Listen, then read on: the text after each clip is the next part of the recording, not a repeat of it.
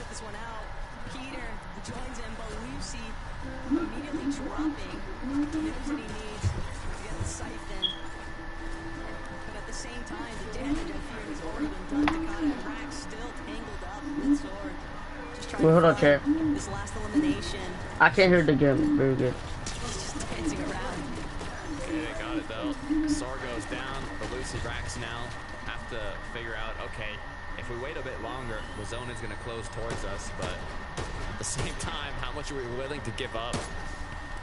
We'll see if they end up making it in, but Ricky for now, 223 below. Look at the loadout. I think I have to little sit out. Open slots.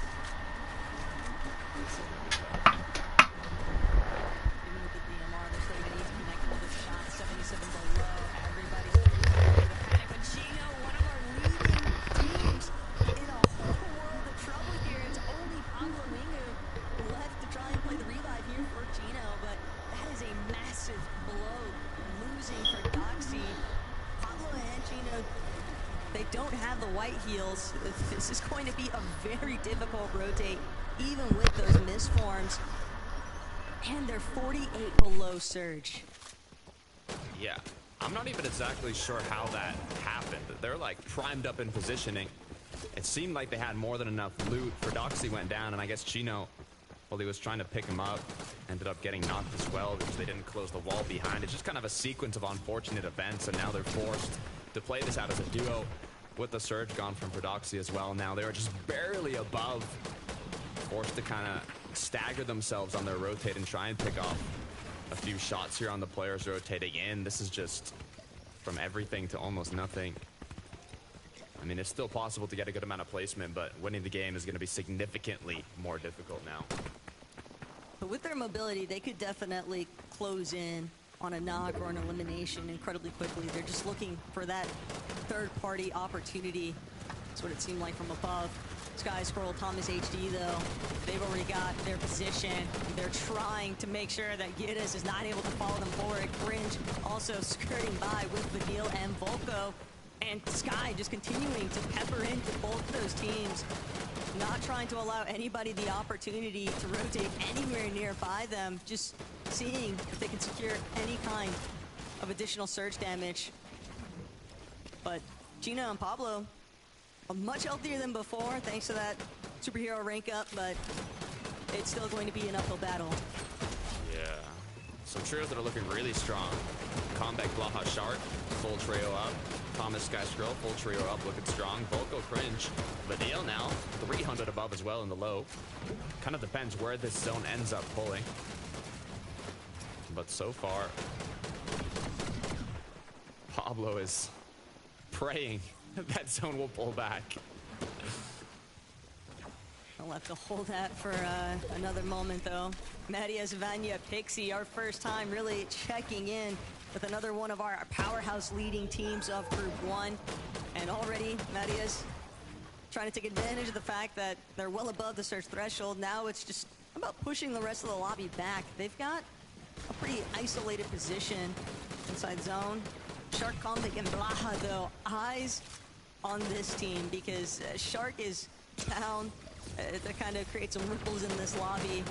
Chino and Pablo, this almost feels inevitable right now. Takada just trying to wait out some of these surge ticks, but losing all of your shields in the process, this is going to be a crucial moment. They need to see if they can tackle this battle with the duo up behind them. Not sure if they recognize, though, that it's only a duo, it appears.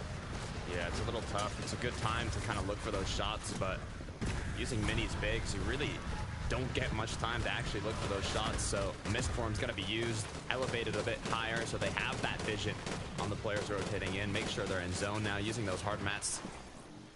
It's possible, but up above, it is gonna be Thomas HD, Sky.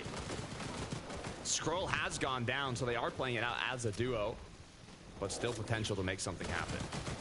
Still in control of the high ground, at least for right now. Pablo Wingo, he's down. Last man standing up for Doxy's team. And Pablo will take this moment, try and get off his last shield potion. He still has one to work with, but it is going to be very difficult now, having to play from the backside of the zone. Doesn't want to find himself getting locked into any kind of congestion, though. But these lower layers, at least he has so much material to work with, Takada, so he can delay just a little bit. But he wants to find a big opening shot right now while Kashi is distracted. Firen kind of trying to stare down the same line of sight. They know that they've got at least one player behind them, but Pablo, he can't afford to stick around any longer. He's got to keep things moving. Blaha, Shark, Combeck still holding down secondary height, but it's the front side of zone that they're hoping to control, and they take it. I got faith for Shark and his trio here. Looking like a late high ground retake could be what secures them the win, but I don't want to talk too far ahead as Sky and Thomas now are continuing to play this out as a duo. They've given up high ground. Nice picks onto Fishy in the back line. 3-4-3 above still, as they're just going to be playing it slow and kind of wait out the lobby as players continue to go down. Kind of just what you have to do. Maybe look to play for a potentially in the low grounds. They continue to drop on Marius, Vanya, Pixie. What a familiar sight. One of our leading contenders all the way in the high ground. But Deal Vocal and Cringe, though, they are doing numbers on the low. 773 above, already 5 eliminations. And they don't look like they have any intentions of slowing down. Those consistent refreshes just paying dividends for them currently. Sky, Thomas, though, they scout it out. This is a solo trying to scurry on by. Might be able to cut them off here. Sky, we're going to see if they can collapse, but no, first they've got to break past all these pre-existing builds. So much paranoia probably involved for these teams inside the low ground. Pablo Wingu also getting lit up by the surge stick damage too. It's not going to make his journey any easier here. Sky, Thomas get that refresh on their dashes and go forward immediately. That secondary low is going to be a little bit crazy here in a second. Looking very bright for Vanya and his trio up above, but like I was alluding to, Blaha Shark are kind of thinking now, is it time? Should we look to make a play for it as Giras goes down? Cringe, Volko, and Fadil looking to control the low. Pablo has been doing an amazing job staying up as a solo as he's getting closer and closer to taking Thomas out. Just one tick from Storm would be all it takes. But he does not want to go down here, securing placement after placement, as now it's just Vanya, Pixie up above as Marius has dropped down, trying to get a quick refresh, a bit of extra eliminations as Sky is playing it all alone. It's the same story though for Sky. They've got to close in onto speed. They managed to find the full refresh. That Cypher going to buy them a little bit of time. They're trying to play catch up, get into the zone, but there's just too much traffic directly in front of them. Sky also getting tagged from overhead. Doesn't even have a chance to look up, burning every single one of their last remaining builds. And sure enough, Sky's going to be eaten up by the lobby. Pablo, though, the amount of placements he has clutched as a solo is insanity here. He's still looking to find more, too. Sangil might get picked off if he's not careful, but Pablo is just weaving in and out of these builds. Finally, height will take him out. Top 7, that's more than enough for the solo clutch, but now Vanya, Marius, Pixie, all eyes are Top 7, we got Marius in the high ground. Now, they don't need a huge amount of eliminations. They don't need to frag out. All they need to do is win the game. That is enough to qualify themselves. And we got Vadil. Wait, Vadil in the low ground with his whole trio. Pablo Cheeto for Doxy. Died top 7. And we got Cringe, Vadil. Might get the win right here, top 10, top 4. Blaha.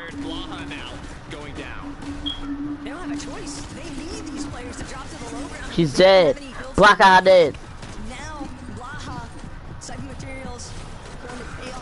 And we got Marius, Vanya, and Pixie, the FSCS winner last season, I think.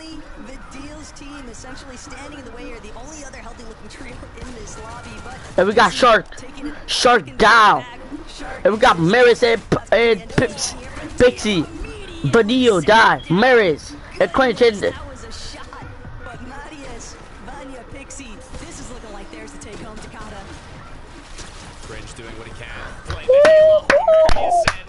FSCS winner, Marius, Pixie, and Mari. FSCS winner. That's a trio you expect to win game 1. It started with the last major, it feels like, Takada, where the only thing anyone was asking for from Marius' team was to convert their early game fight and convert it into just a strong end game placement and finding a victory royale and lobby 1 here of Group 1. You really couldn't ask for a better performance from this team. 100%. And I mean, you know what that means, Taco. They were landing Flooded Frogs uncontested, so there's a brand new open POI that anybody in the lobby can pick if they want to make their way on over. They will obviously have to switch up their strategy and get ready, but this is just game 1 of 5, so let's go back to the desk and see what they have to say. Thank you so much. Well, we came to see Vanya, Pixie, and Marius show why they're currently the pride of Europe, and they did not disappoint any minor. Yeah, I mean, I thought that was just a replay of what we showed at the beginning of the show. Or was it just the same thing? Because that was the exact same performance that we've seen from these guys so often, taking high early on, closing it out. And to be honest, it looked pretty simple there, Levin. They didn't really get contested by anyone. Yeah, I feel like the way that game played out sort of just meant that it was... You know, a lot of times you see teams on the high end, you know, they'll have people drop down, try to close things out. The way the zone sort of played and everyone was going up elevation, all they really had to do was just shoot their weapons, right? Shoot their weapons, make it uncomfortable for any solo clutches or duos still trying to get about, find a layer, because you're going to force them into the remaining trios in the lobby. And then at the end, dropping down, Marius making sure to close things out. It was a very, very well-played game, but like you sort of highlighted, Minnie, a standard game for these guys. They've probably done that a million times, it feels like. Yeah, I mean, Marius with that coin as well, that medallion, that's something we're going to have to take a look at when it comes to the major finals, because we don't get to see them. That's the only downside to this team now. I mean, they've already qualified. We're not going to get to see them for another couple of weeks. So I'm excited to see what they can bring when it does come to the major finals. No surprises, though, here about these guys coming through. And as Takata mentioned, Flooded Frogs now open, so who's going to take it? Who is going to take it? Who do you think is going to be eyeing up that spot? Any guesses, Levin? No, I don't have a guess, to be honest with you. Somebody will. Like, someone will do it, but I can't sit here and be like, yeah, it's going to be that team. Well, we'll be talking about the trios who still will be in the lobby because Marius, Pixie, and Vanya have booked their spot in the Major 3 finals already after this short break.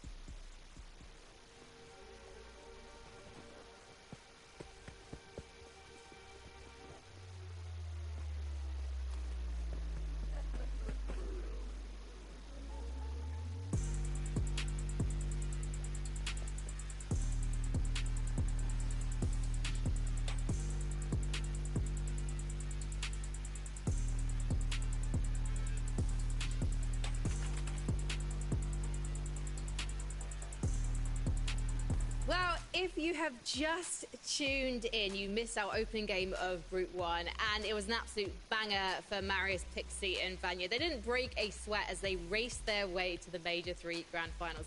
However, we still have 4 more games to come your way tonight, so don't go anywhere as we talk about everything that you missed or just witnessed. If you did, set your alarms and tune in on time, because that was a very interesting one, particularly for Thomas, Sky and Scroll Mini Minor, because obviously this is a trio that's newly formed going into Major 3. They managed to make it into the top 10, and I think there might be some potential here. I think we are going to see these guys in the finals, if I can call it this early. Yeah, I mean, it's not a crazy bold prediction, I'll be honest with you, but it's because it's Thomas, it's Sky, and it's Scroll. But I think this is a team that we do have high expectations of. We didn't get to see exactly what this team are made of course, losing Scroll early on. But Sky and Thomas HD, they perform well, and I think there's always a bit of a question mark about when a new player comes into an experienced duo like Sky and Scroll, how are they going to fit in? And it seems like Thomas HD is doing exactly what Thomas HD does best, finding eliminations, leading the team here as well when it comes to Sky. So good work from these guys, but I expect more. Yeah, they got a bit disjointed towards the end there, and it almost felt like both of them were sort of playing solo, which, you know, you sort of have to do when things get scrappy. But a bit before that, I actually really liked how they were playing, right, in terms of the way they were using timings to try and find eliminations and then just keep themselves ticking in that end game. So if that signs for what's to come, especially if they can play as a trio moving forward, I think these guys will be all right. And great signs for what's to come from Badil, Voco and Cringe7, because this is a trio that I would have to say I was quite excited to see after they did so well in the Play-ins and most recent performance evaluation. And they, I mean, you can't really compete with Marius on form, but they gave it a pretty good shot. Yeah, I mean, they were there. You know, they were there. I think you look at how they played this game as a whole before you even get to the end game. They were one of those teams that was very much in this area, you know, way earlier in the game, right? They were looking to try and get good priority positions. They sort of were able to get a lot of their surge dealt with early on. And so it meant that they could play this really tempered game throughout Mini. And it set them up really well to be in this end game and to cause problems like this, pick your spots, take your fights. And again, if they can play like this in more of these games, you know, I'm sure they'll, you know, qualify in consistency. But hopefully we can actually see them pop off and just get the win as well, because these guys are really exciting to watch. Yeah, I like the way they play low ground here as well. I really want to see them sort of forge that identity of being maybe a low ground team that we expect to be down there. The way they were sort of making their way through the players down below and sort of making their own path was really, really solid. And as you mentioned, the surge strategy is looking really, really good. I think Badil brings a little bit of that experience, a little bit of that expertise that really set them up for success in endgame.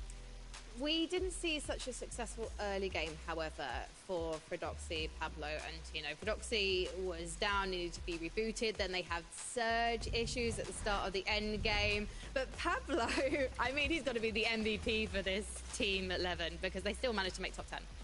Yeah, Fred will not be happy with showing that highlight. That was not his best moment. I see what he was cooking. Chino especially will really hope we'll stop playing that replay. Yeah. Let's watch more Pablo. Pablo was the one to watch in this game, right? He was able to clutch up quite a bit for them. And I mean, especially with the way the zones were playing, Mini, for him to have stayed alive as long as he did is incredibly impressive. Yeah, and this is a team that we just talked about at the beginning of the show as just having such great trio dynamics, a team that are so good together, but this has just shown us how good they are individually as well. We know all about Pablo, we know what he can do, and I think he did it towards the end of last major as well. I think it was game 12 he was left a solo clutch as well. Couldn't quite make it happen there, but this time just making sure to sort of build on that and build on his solo clutching ability shows how good these guys are individually. So I think if any of those guys were in a solo clutch situation, they'd still do exactly the same job. How did the individuals of this trio compare in terms of that kind of solo clutch potential, would you say, opposed to like Marius, Pixie and Vanya? Seven. Well, I think, again, you know, I think firepower-wise, every single player on this team feels like they can pop off at any given moment, right? And I think we've seen that from them in recent tournaments. There's a reason why all three of them were the top 3 damage leaders in the round before this one. So I think they'll back themselves more to solo clutch, but I also think Pixie and Marius will feel, I think at that level that these guys are at, any given situation you're in, you back yourself to clutch solo. Yeah, and I can imagine that all the other trios right now are watching them and saying, yeah, we need to play like those guys, but don't forget to play to your strengths, because we're ready to board the battle bus and go into game number 2 with Taco and Takata. Look, one thing's for sure, Takada, and that's the Flooded Frogs is open, but who's going to look to actually try and control that POI? Wouldn't be surprised to see more than one team have the idea to kind of switch things up a little bit here in case game one didn't go to their favor. Maybe you're contested, maybe you hope that you're going to be uncontested now, like Vanya's team was at Flooded. Yeah, it's a great drop spot. Has 3 Spire spawns, so you have a good chance of getting that mist form, have a good chance of mobility, but that question can be answered shortly because game 2 is ready to go.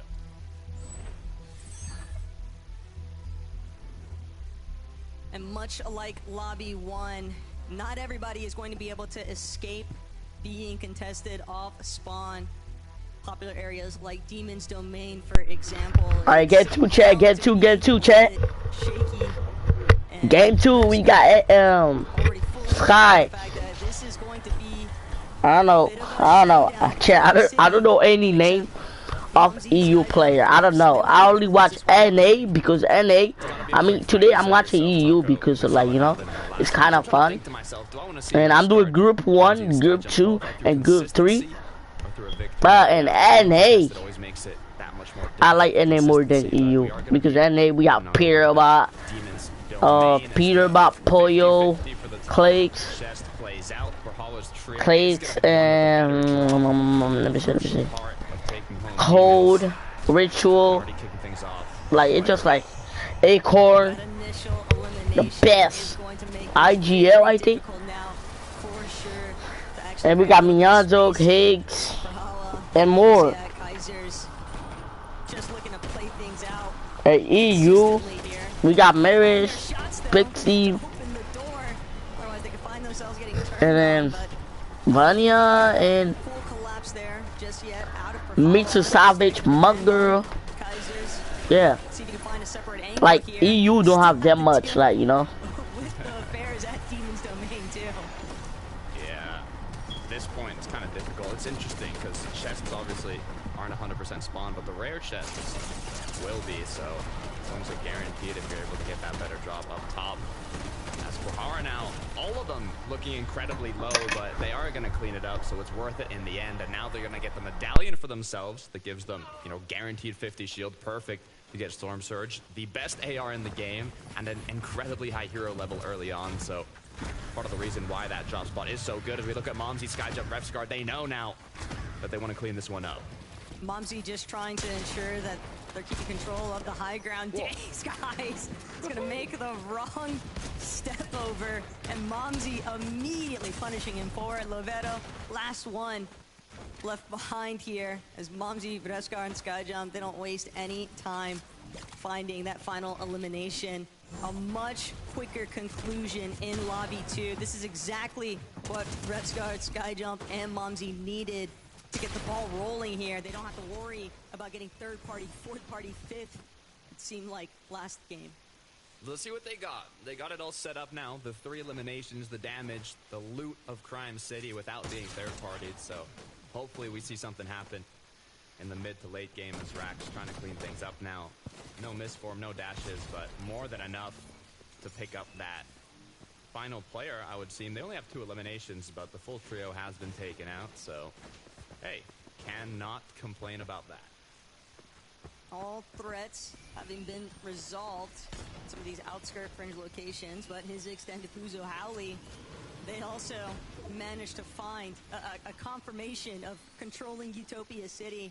3 eliminations for them, and it seems like for some of our teams, obviously getting off to a much stronger start here, Takada, by finding these conclusions.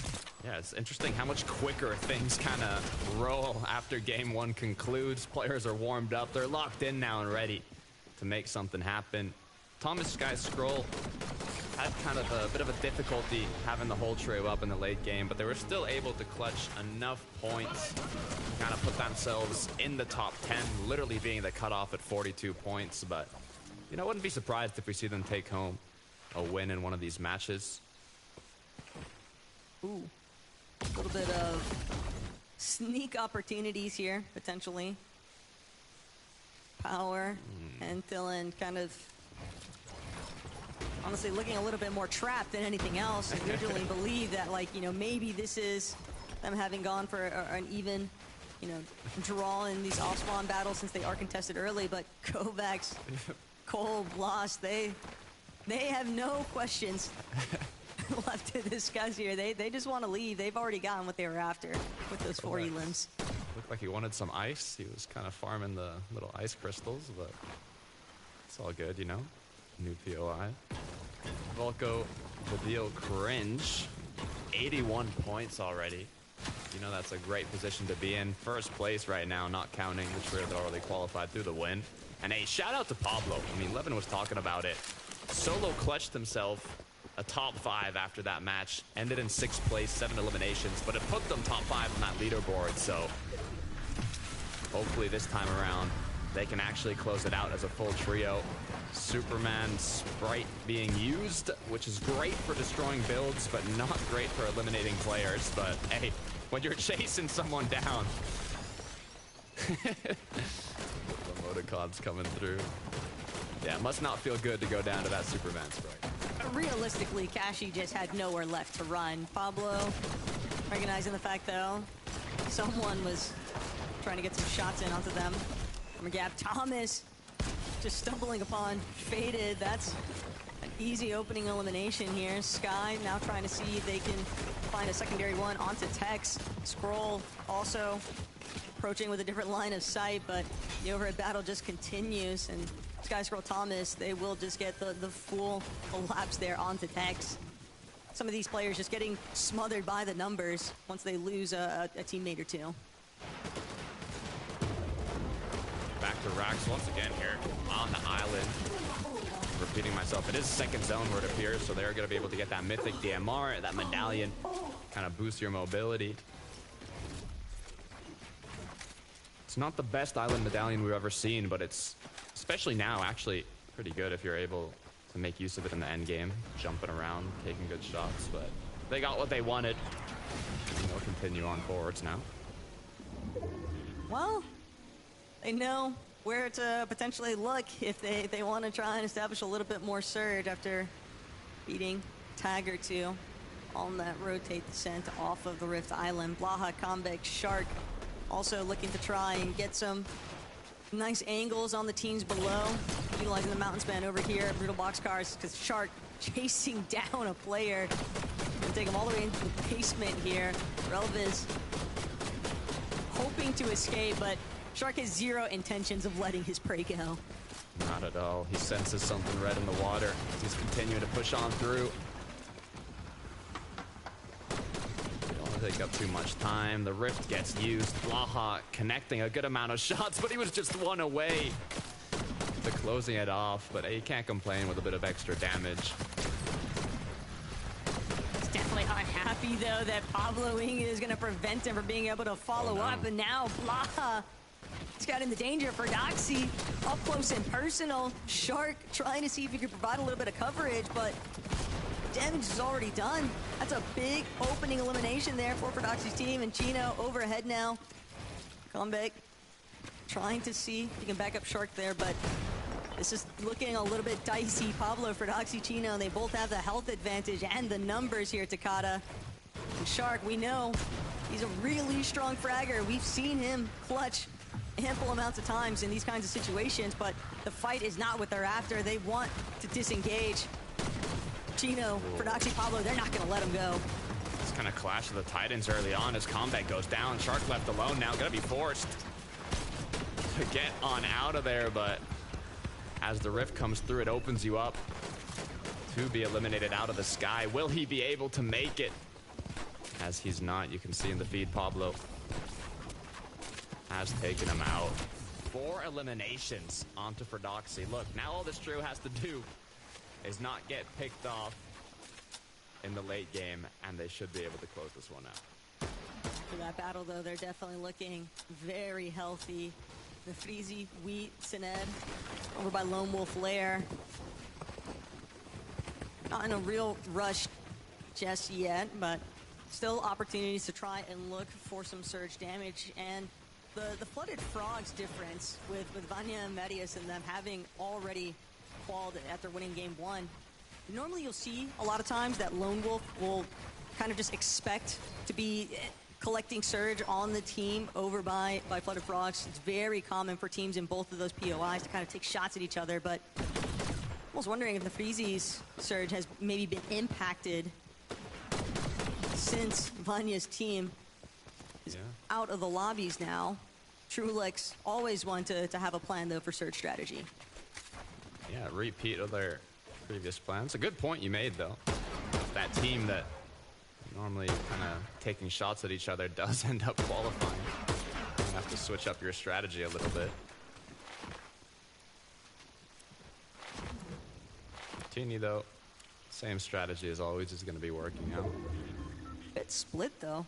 Skvi's got to be kind of wary. It only takes a second, one misstep for a team to kind of catch you off guard and really be the difference maker between at least establishing some good placement points throughout each of these lobbies. Because remember, if you don't find the Victory Royale, you can still be inside of that zone for the top 5 in consistency on the leaderboard instead. Owlsy hoping to see if they can get this real sneak play opportunity. Big shot to open things up. Craig immediately boxed up, praying that his teammates are going to be able to play enough defensive measures, and Owl, sure enough, can't close in just yet for that initial knock. Shugjug in the loadout, good option. But I don't know if they can commit to this now. I mean, it was a good initial pump, but his team was a little far back. 3 points on the board, 0 eliminations. They kind of want to set themselves up. What I'm seeing in the last game didn't have a massive match, so maybe Storm Surge was the problem, and if that's the case, they're going to be playing a bit extra aggressive here to get that damage. But for finding such a big opening shot onto Craig and still not being able to capitalize on an immediate knock conversion to elimination, that's just the stall that Hell's team was clearly not after. They were hoping to just get that big opening numbers advantage. Instead, now both of these teams gonna have to expend some time burning through a little bit of their own heals. And we're still dealing with early tick zones, Takada, but it's just the delay in rotational positioning. Yeah, the common trend on these storm fights. Tana Skyscrow, though, they're not worried about it. They're going to show you how to clean up a fight quickly, as the 4th elimination is going to come through for the trio. One of the exotic items actually in hand. We talked about the spires previously. As a reminder, there are some purple spires that can appear on the map. 3 of them, each one containing one of the 3 exotics in competitive Fortnite. Pretty good to have. I think my favorite one's the Shockwave pistol. Yep, and Unstable Yoink's definitely going to be very well utilized in a team like that's hands. Let's check back in with them, though. Giras, Frenek, Dinas, saw them in Lobby 1, just trying to incorporate a little bit of elevated Surge strategy. They're going to have to get a move on, though, and play off of the launch pad easily enough. It's really just about making sure they don't get lit up, and that's why I like the fact that they're not just trying to take that immediate white line into the zone. They're instead opting for a little bit more of that scenic route, try and see if they can wrap around off of the dead side. Take a quick look at what happened here with Prodoxy Pavloshino. An insta knock with a 3-2-1. Look at the amount of eliminations this trio already has. They were not too happy about how game 1 ended. Said, okay, we got to lock in now for game 2. Eyes are going to be on them as this match continues to play out. And they continue to look for those same sort of dead side rotations, positioning, going to be very easy to figure out when you have so much Surge already online too. Rikbor, Gudenbri, and K, though, on top of the Rift Island, kind of taking notes on some of the teams rotating a little bit north of their position. But you can never really feel too safe on top of these Rift Islands, Takada. You know that there's bound to be at least another team or two kind of keeping tabs on whether or not this team looks to actually depart from the island. Very easy to kind of get lit up if you're not careful. Yeah, that's the issue. We've had previous seasons, you know, with the Oni masks where it made it quite a lot easier to get on island, but now when the only accessible point causes you to kind of float in the sky a bit, it opens up that opportunity to get hit a lot more and eliminated, so it is a bit risky, especially later on in the match when you have to rotate from island into the zone. But so far, Rax, Belusi, and Zangild. Belusi's actually leading the pack in terms of eliminations so far. 5 elims in the last match. Guden now has lost Cade. Trying to see what they can do with Rick Bohr here. It's not even just losing Cade, it's also they're aware of the fact that Rex's team is taking shots at them from afar. You're kind of just sitting this open season essentially if you are a duo in comparison to the trio surrounding you. So yeah, it makes sense for Rickborg and Gudenbri to immediately try and just drop down to the low ground. But that fully closing in. This is where things went south. 4K just completely overwhelmed in that instance. Volkovadil and Cringe so close to closing it out in the last match. Cringe tried escaping, but did end up going down in second place. 9 total eliminations for the trio, so at this point, they're en route to qualifying through consistency, but they, you know, we know they want more than that. As we'll see how they're able to play this one out. It seems like they're going quite safe without any eliminations, but still a decent amount of damage on the board. Way that the zones are pulling though, heading back towards that northwest the territory. You're looking at some of those elevation shifts. 11 kind of touched on the desk, everybody kind of rolling through. So the team in control of height could also be very easily influenced by the direction some of these endgame zones are headed, Takada, because Vanya, Medius, and Pixie last time, they were just destroying everybody down below. All they had to do was shoot because they had such advantageous positioning. And I really want to see a team kind of step up to the plate here. And I think a lot of people are kind of looking at Thomas, Scroll, and Sky to be one of those teams to potentially have that height control and just frag out. Easier said than done, though. Just 2 seconds now, we can see where this zone ends up pulling. And it looks like it is going to be right onto Sky, Scroll, and Thomas. So that's going to make them smile a little bit. Reinforce their base now, elevate it. Saying, okay, we're kind of primed up right now, so just play it slow here. Gino, Fordoxy, and Pablo have steadily made their approach, and they have a completely uncontested area space around them. There's nobody to be seen. Finally, they'll get a glimpse of where Thomas, HD, Sky, and Scroll are at, but Fordoxy take the opportunity to just face up a bit. For Hawa, not gonna let him have it for free though. Some good tags there. Kind of just being a slight hindrance to Fordoxy. He's gonna force him to have to use a little bit of that Chug Jug now. I was talking about the purple spires. There is a chance you can get triple Chug Jug from them, so I'm wondering if that might have been the case. But Bombsy, refs guard Sky Jump now. They've been in the zone for a good amount of time. We saw it previously when Thomas pulled zone. They were in the zone and they still are. It's a good way to kind of get into the uncongested side, though, when you do have enough damage and eliminations, which they do at 401 above. Question is now how they can convert that to the late game here. You want to be careful with Storm Sickness as well if it ends up playing as a heal off.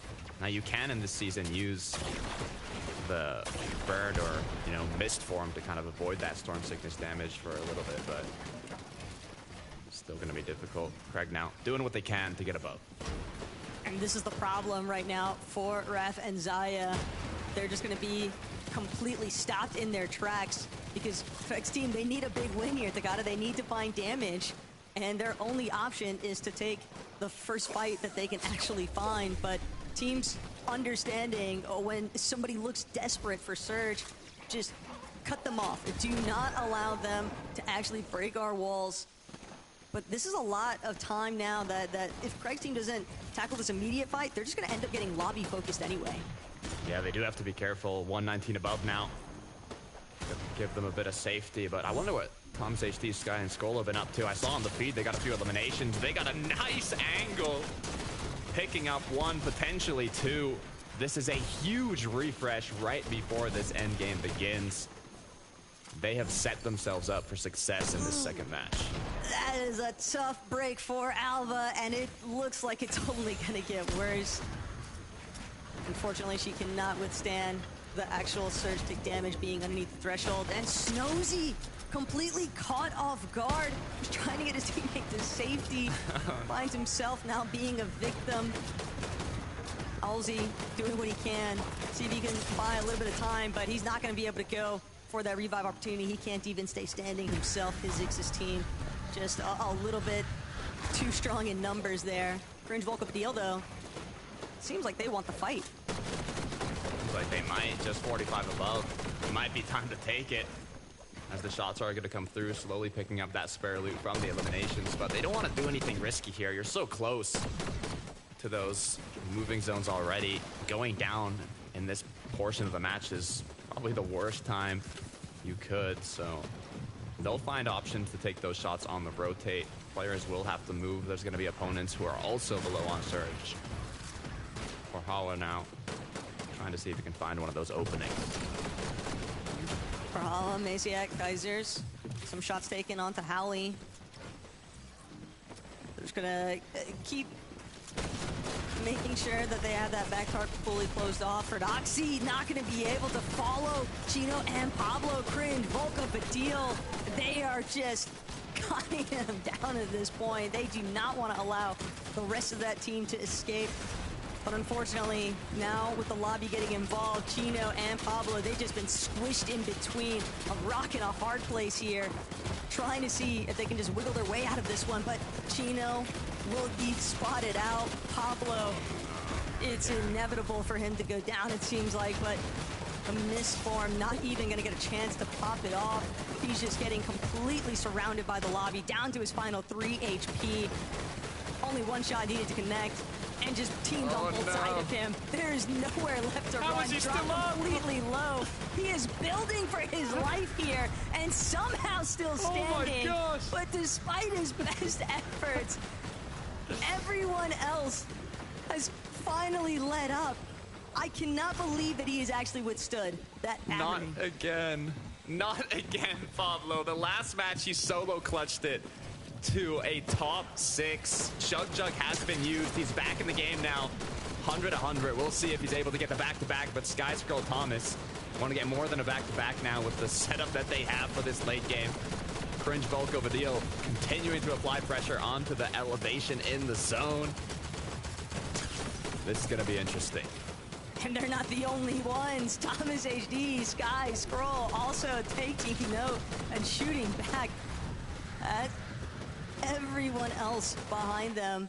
It's finally going to be their turn. Jump forward, though, likely wanting to keep control of that front side zone. Pablo just hanging back. He doesn't have any other options here, Takada. He has to hope that he can land a big shot on what would ideally be another solo or duo, maybe tag him behind.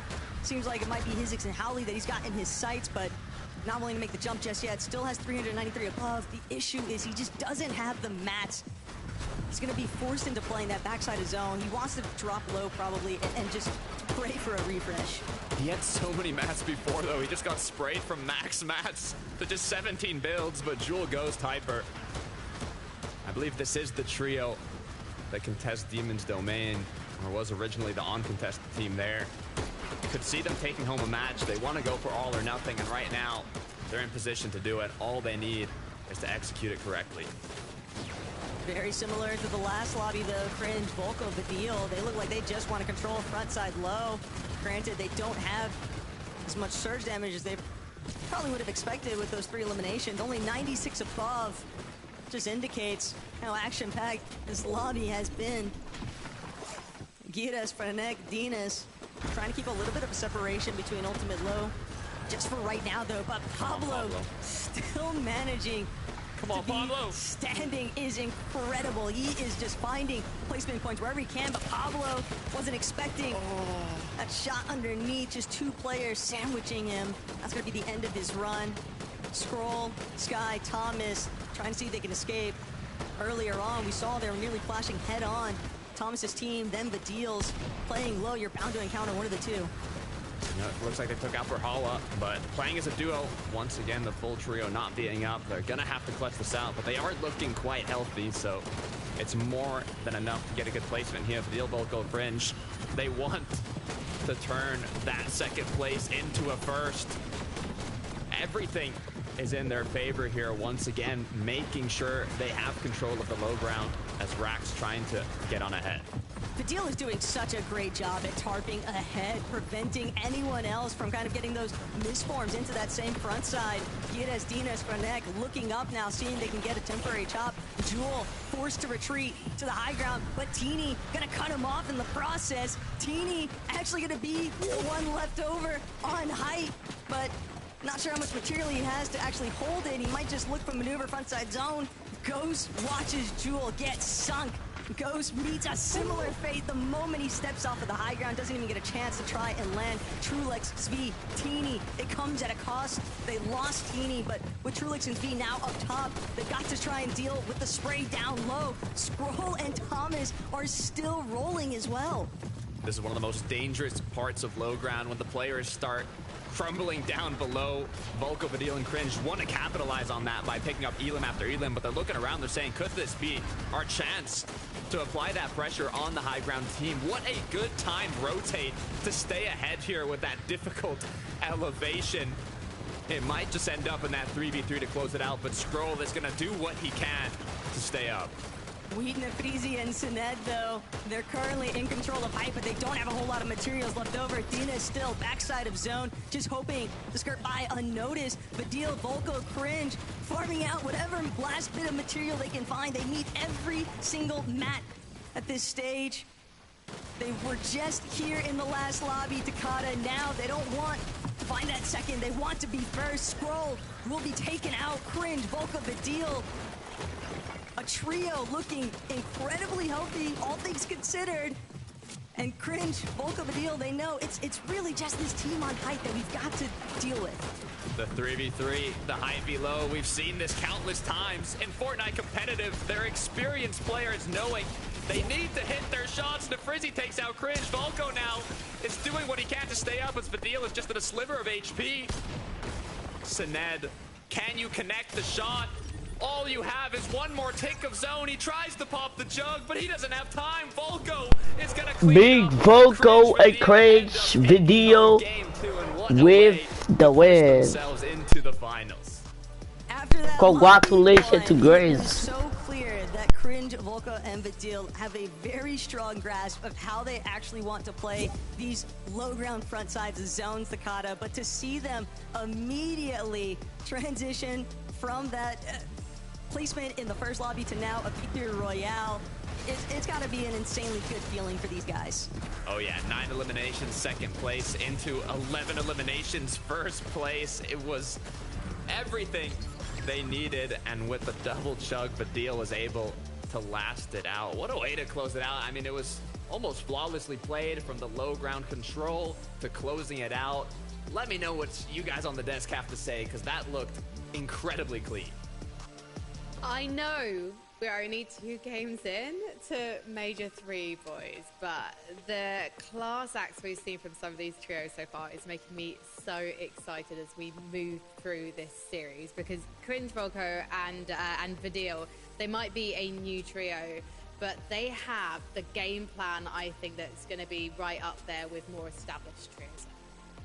I said after last game, if they can keep playing how they were playing in that first match, they're going to be well on their way to getting a win. I didn't think they'd do it so soon, no, Mini. No, I didn't either. And it was quite a similar zone, actually, to what we saw in that very first game. So they almost had a very, very similar game to what they played in that first one as well. They had the exact same situation. They had their surge done early. They played low ground really well as well. And at the beginning of the show, I asked a few questions. I was like, is this the right move here for Volko and Cringe? Of course, doing very well with Kiduo last season, switching him out for Fadil. So far, so good for this team, though, as they're just showing how well they can play, despite being a new team. I mean, when Fadil was on the market, I'm sure there were so many players who were just like, oh my gosh, if we could get him in our trio. It's no wonder that Cringe and Volko were like, you know what, 12, that was good, but Fadil is someone who can, take an FNCS final. So I think it makes a lot of sense. But for me, the fact that they're performing so well already as a trio is something that doesn't just make sense, it's something that's exciting to my senses. So we're going to take a short break, and when we come back, we'll talk about all the action from game number 2. See you in a few.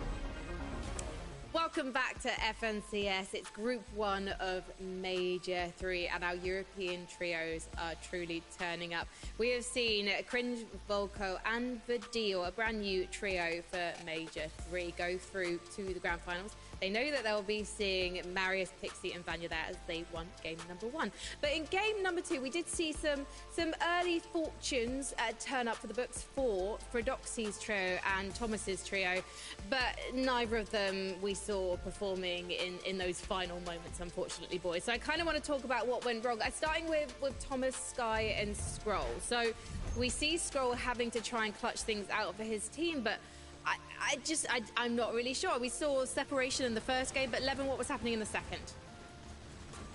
I mean, this game was a bit better for them, I guess. It got much deeper with both players alive, or 3 players alive at one point before obviously Sky went down. And then again, it's just like a bit of poor timing, right? Scroll's able to sneak through and get through that passage. Thomas can't quite follow, and then he's just forced to clutch up. Yeah, it's not the ideal game for these guys, but I mean, it is a consistency format. Not a bad game, not a terrible game, not an ideal game, but just an okay game for these guys. Yeah, not awful. Just continuing to get a little bit split in those end games. We saw, of course, Sky going down, not quite together with his team, so struggling in that regard. But I mean, it's still early days and it's still consistency as well. Certainly looking good enough for the Group 1 lobby so far. For Frodoxy's trio, this was a fantastic early game. It feels like it could not have gone better for these guys. Frodoxy was on form, 4. Then, again, again, Zone 8, Pablo's trying to clutch on his own mini miner.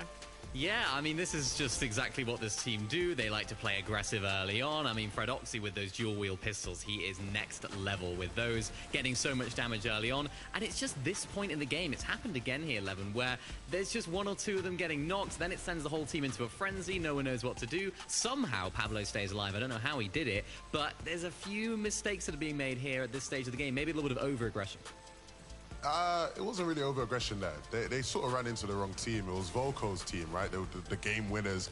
And it was a classic case of, hey, Danish guys, remember, German ping still exists, right? And they get pre-edited. Fredoxy gets caught out. If Fredoxy can escape there, there's probably a good chance he stays alive, but his teammates had both sort of moved into the boxes next to them, and it was a bit unfortunate there. So, again, I'm not worried too much about this team. Again, the setup in this game was a lot better, but, you know, sometimes you're on congested side, you get pre-edited, you're up against some Germans, and it doesn't work out for you.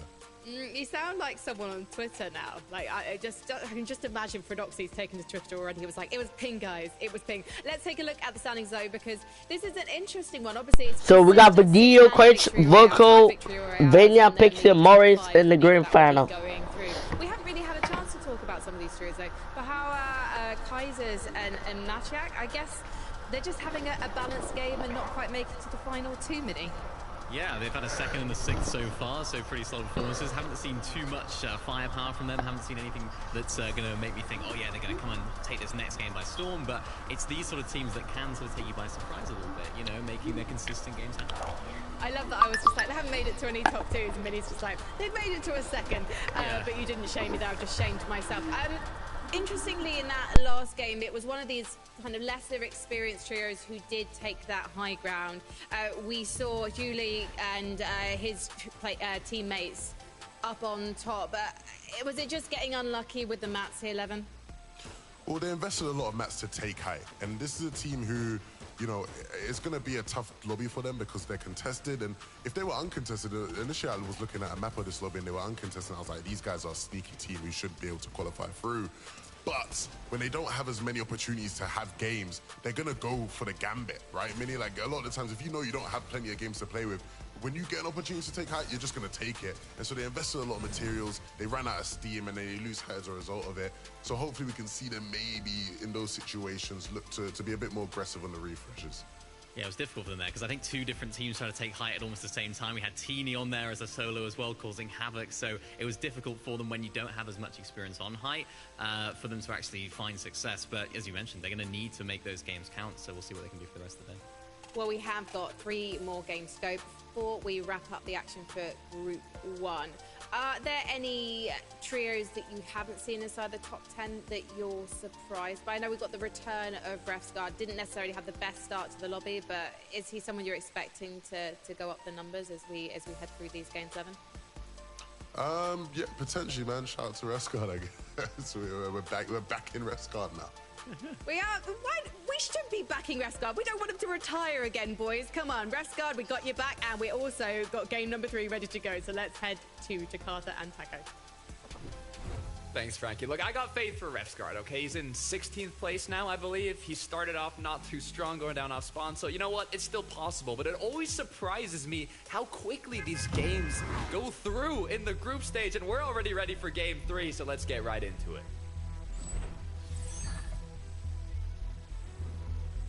And it really is impressive how quickly the lobbies can just be burned through Takata.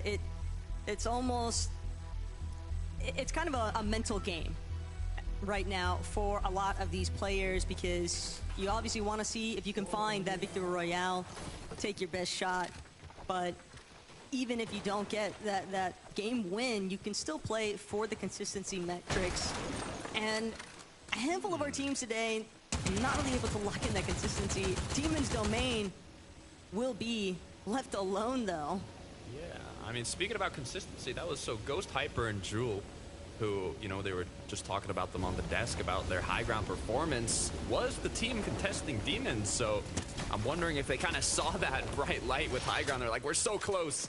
We don't want to go down again in the early game, deciding to switch up their drop. But I don't know if that's going to be the play. I mean, they're in 13th now.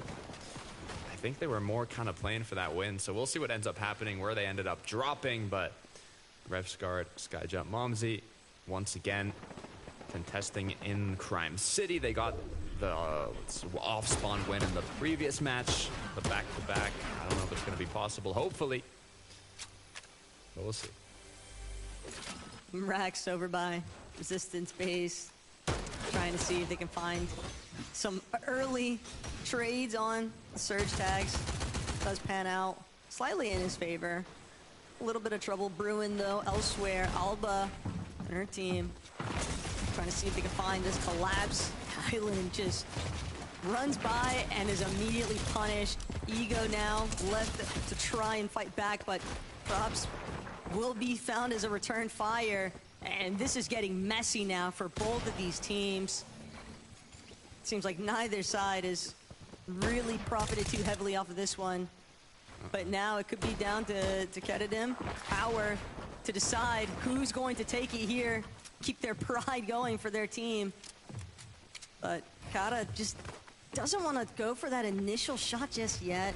Kind of backing up, creating a little bit of space, maybe trying to see if they can find that final finish. And sure enough, that's going to put Power to have to commit to a decision now. Do I continue this fight, or do I just try to play for the reboots?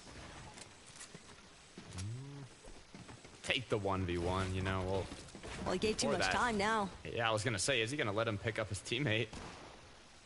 Might have just done it. We'll look at the fight here at Crime City. It looks like Revsguard has an elimination, so they have the upper hand in the 3 versus 2. Looking at the minimap, I don't see any potential third parties this time around, so looks like they have the opportunity to close it out once again. It's the early conclusions that Revsguard's team is after. Skies is a great initial elimination, but he can't seem to find that opening. Revsguard gonna be dropped though. The low ground has to retreat, lost his shield entirely.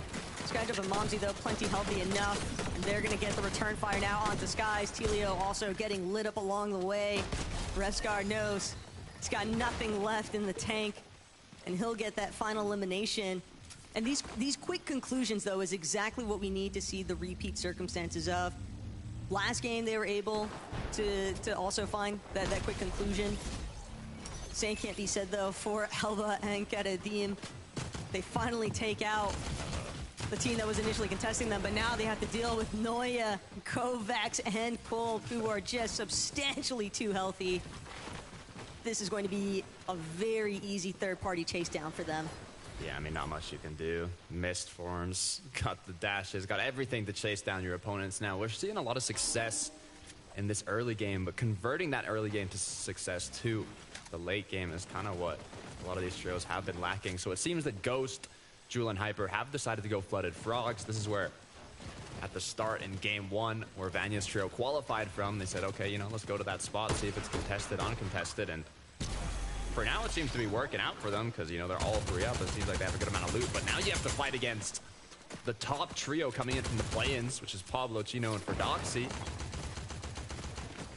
But they have had some issues, you know, staying up as a trio. You saw the stat that Pablo has been clutching out an incredible amount of solo points. But this isn't a solo FNCS, Taco. This is trios.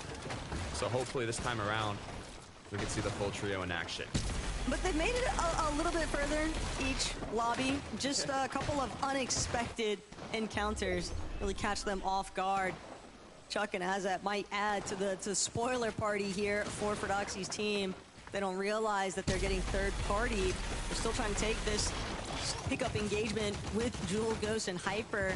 And now, red alerts. No, Chuck actually might be able to get this sneak up onto Ferdoxy. Oh no. This is a dangerous place to be right now. Yeah, this would be a tragedy if Ferdoxy gets picked up like this. It could be anyone though. As it seems like, are they even disengaging? I'm not sure if it was like a calculated disengage or maybe like, you know, we're taking too much time. Haven't hit a big shot off. It's just too risky at this point.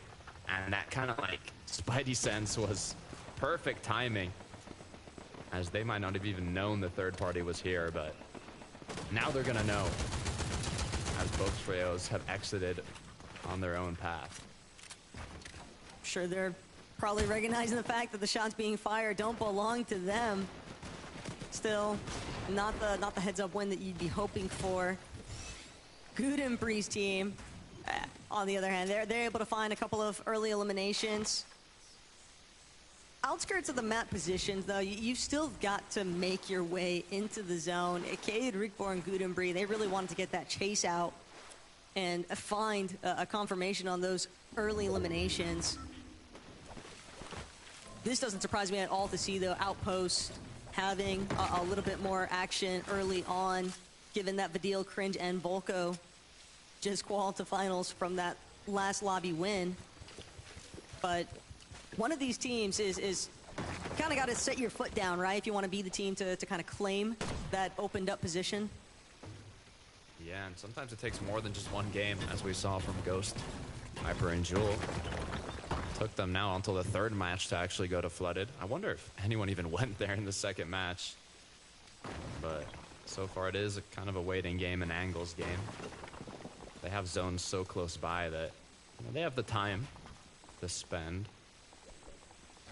Here it is. Falling off, though, not even realizing Bendy's not going to be the first to fall, though. Crazy exchange to start things off, but it's actually Lethro paying the price currently. Faded, if he's not careful, might be in a very precarious position here, but Faded will manage to create a little bit of a gap. Lethro loses Sony now, just left as a duo. But this is a really awkward angle that he's trying to find onto Faded. It's behind him, but still can't manage to fully break through these builds. The supportive measures being taken by Faded's team right now, a little bit too impactful here. And Lethro now completely separated from his other teammate. They've got to reunite and try to play this one out together.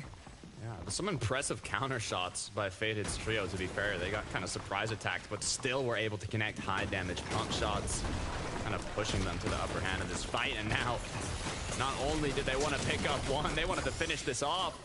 3 more eliminations now on the board. Quick 9 points, quick refresh. This is perfect for them going forwards. Those aren't the only teams getting stuck in some of these early game battles. Owl, Quicks, and Snowzy.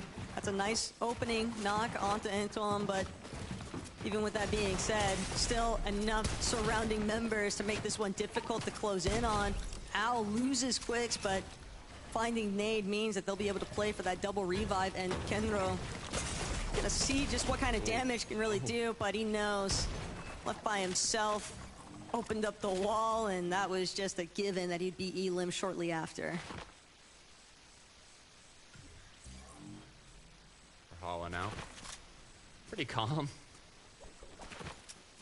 They've got loot, they've got mats, they've got kind of everything they need here. All you got to look out for at this point of the match is damage. It's kind of risky to play fully on congested side, you know, if you're thinking about how to rotate in these lobbies. You know, ideally, you want to run into the least amount of people as possible in theory and get the best position, but sometimes the best position won't open up a lot of opportunities to get that damage. So if you're looking for a primed up position, you want to make sure you have a good amount of eliminations or damage before that, and if not, the prime position for you might be looking at the congested side. For Doxy, Pablo Chino now. It's been an interesting run for them so far in these first couple matches. They do very good in the early game, but kind of fall off and crumble in the mid to late game, leaving Pablo as a solo both times. So hopefully this time around, they not only find that success here, but also continue with that momentum throughout the rest of the match. I think it's also just been the fact that they've just been caught kind of off guard by teams just hunkered down in cutoff moments for their rotates.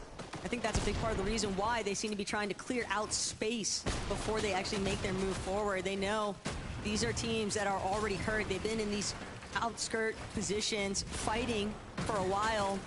We can just play cleanup crew, essentially, as Chino now making the approach, getting 2 separate angles. This is what makes it so devastating to try and fight into Prodoxy's team, though. They're just all so strong at taking these separate angle engagements. Chino, though, not the shot that he was hoping for. Trying to get that angle and instead loses a little bit of his HP for it, but Ferdoxy still on the other end of things with Pablo looking to try and collapse onto Azza and his teammate. Overhead though, they've got to be real wary. All these shots drawing some attention.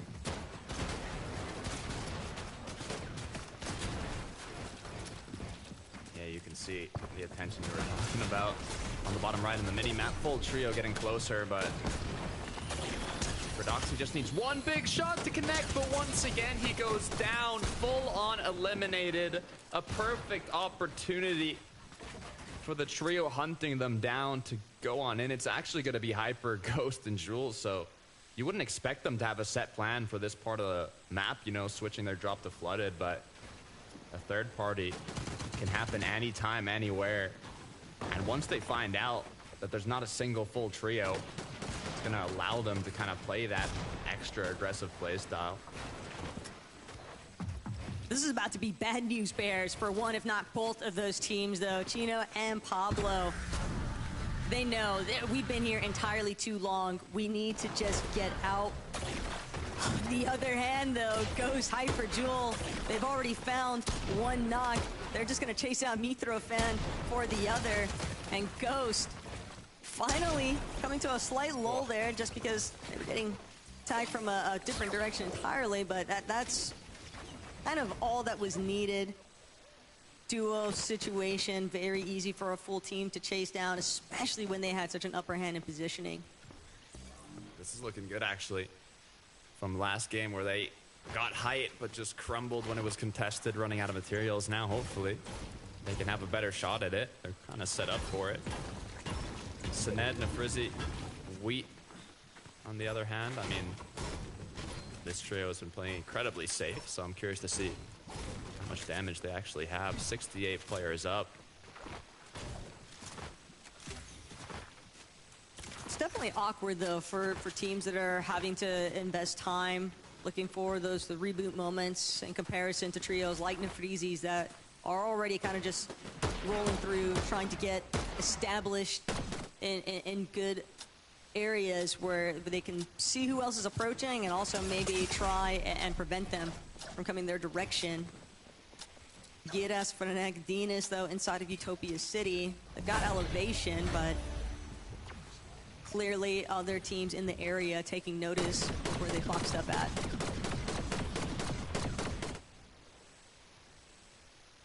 Taking a look at Skyjump. Oh, Fred is actually back in the game now with Chino and Pablo. It's gonna be Momsy on the other end. You never really want to get into a fight after rebooting with, you can see the gray shotguns, low amount of mats, low amount of heals, but Skyjump, Momsy, and Refscard, I don't think are in the best position either. They did have basically all of Crime City, though, so they should be looted up. They already have those initial 3 eliminations. I don't think they want to take any more risks. Never hurts to try and find more surge, but Chino nearly had an opening opportunity there onto Momsy. Now Momsy and Skyjump, they're just gonna begin their dash rotates away. This is a big win, though, for Ferdoxy's team, that they're not gonna have to deal with that pressure any further. Teeny, Svi, and Trulex. Same can't be said for them. The team's clearly wary of the direction that they're headed. They try to cut across Utopia City, kind of hovering more towards that low side, hoping that that natural map terrain is going to provide enough coverage away from Frenek and Co. Quick healing. Now the zone has pulled opposite side of the map, though. It looks like it is going more east, so Kashi and his trio are going to have to focus more on the rotate here than the trios and players around them, which is Rax and Belusi. Ooh. That does not look too good, Taco. Could just be that losing Zangief, that might have been the one holding on to most of their surge, but Rax going to take that shield crack as his green light to get active. Firen immediately shuts that dream down, though. Rax eliminated. It is exclusively down to Belusi to turn this one around, and that's just not going to be the case. Kashi, Relvis, and Fioden fighting back. That is a big win for them, though. Two really nice refreshes there. Two really nice loot llamas coming their way. Quick one-day delivery. Ghost Hyper Jewel. I'm excited to see how they play out this late game. Always curious to see after switching drops how they're able to do, but so far so good. This is where it gets a bit complicated, though. They are going to refresh their dashes with that dash sprite, and once they see where this zone ends up pulling, hopefully make a play towards it. But Gino, Frodoxy, and Pablo, they have damage, but they are not in a great situation. That reboot really put them behind in terms of positioning, in terms of loot, materials. They are going to have to rely on a refresh, but with the amount of damage that they were able to do in the play-ins, with how dominant they've been fighting throughout this season, wouldn't be surprised if they're able to pick one up. Between 2-tick zones and being underneath damage or search threshold, Loki, QB, Sangil, just scrambling to try and come up with some sort of damage. Instead, it's going to be Sangil losing his life here. That's first elimination of the trio. Saya, Ricky, Zada doing what they can just to maintain this established position on the hill, but even they know they want to get out of here. They don't want to get caught in last-second congestion on this next rotate. They're going to be headed straight into the heart of the rest of the lobby, it seems like. So QB, the last one left from his team, just trying to get in, but everybody else just cutting him off, and it's just not going to be possible. Gino, Pablo, and Frodoxy, seemingly the final boss as teams try to make this crossover through Utopia City. Never really liked the water in these final zones. I mean, it's fun to watch, but as a player, it's not as enjoyable. At least there's a good amount of mobility this season, so you can get the job done. You can see a lot of the players kind of choosing to be based up on the ridge or just anywhere that's a bit elevated. I want to see more from Shark, Blaha, and Comeback in this match. Our eyes have been on them, but still waiting to see some big plays coming from them. Now being just 12 above, they're kind of on the edge here. Good news is so much vision that they have those options to get that damage, but this is going to be a tough zone. An initial hiccup, though, for Frodoxy's team, having to play for that reboot, putting a little bit of a damper in their initial rotational plan. So now they're caught, stuck inside all this fairy layer congestion, and Gino, Frodoxy, Pablo trying to keep their wits about them, but they're just taking shots from every direction. And now Gino just trying to misform back to the top, see if he can reunite with his team. Frodoxy, the healthiest one out of the three, forced into the water, forced to ultimate low, hoping that nobody sees him, because Gino not able to escape. Pablo, he's danced around for so long, but he's not going to be able to withstand the lobby pressure either. And now Frodoxy can play that medkit if he wants to buy a little bit of time playing from backside of zone, but this is looking like a rough journey right now. You know, at least it's not Pablo having to solo clutch it. We got Fred now. Issue is, he's got no mats, but a quick shot is going to be enough to pick up the Siphon. The issue is a whole other player goes down. He's going to get, what, 22 HP, 1v2, no mats at that point. It's only so much you can do. Ricky is going to finish that up, and now continue on forwards. It's not like it really left them in all that great of a position, though. Maciak for Hawa, Kaisers, they're set up nice and pretty. I'm gazing over at where Kolbnoya and Kovacs are at separate height approach. Ooh. Oh, and nearly getting a nice shot there with the DMR. Like this wraparound rotate, though. Use this cliff face as a little bit of natural terrain coverage to get into this next edge of zone. Committing a lot of hard material, though, to this tarp out, just trying to claim as much space as he can. And fully depending on his team to potentially find the next opening. If they can just clear out one or two elims, that could set themselves up for their next rotate. Really could. Now the pressure's on with 75, now up to 124 below. The Storm Surge taking. Meds being split up. Players below them, they know all they need are a few shots to connect here. Blaha's been fully cracked. Don't want to use all your heals here, but they've been low for the past couple zones have been unable to get a good amount of damage, so now is when the pressure really is on.